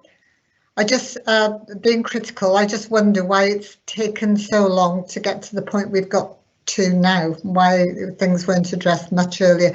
I have one question, and then the portfolio holder wants to come in, and then I'm going to round this off. 6.25 of the report outlines the reorganisation of depots to tackle areas of poor performance. Can you tell us what action you took? Have either Kier or the council removed staff who have failed to perform? You can answer, Peter, if you like, for Kier. Yes, I'll take that, Chair. The answer to that is we've gone through a process. We've had somebody in from Kier who's a project manager, and working with Andy's team, we've gone through a daily briefing, a weekly briefing process. Through the new Confirm system, we now have a process where we can see those defects before and after. Myself and Andy monitor that on a regular basis. We have actually this week undertaken some disciplinary action with some members of staff, which obviously I can't discuss the details on this course.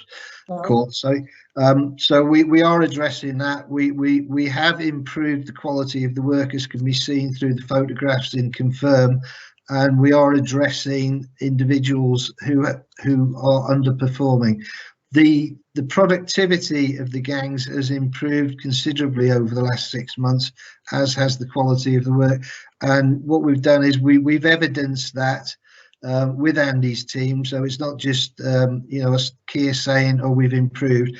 Andy's team has been involved in that. We've had a task and finish improvement group that's come up with suggestions, which is where we got the daily briefings and the weekly briefings from.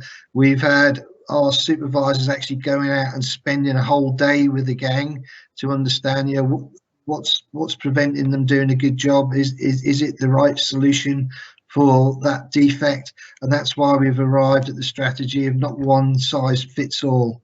So the answer to the question, I think, is that yes, we have addressed it with the staff. Okay, thank you.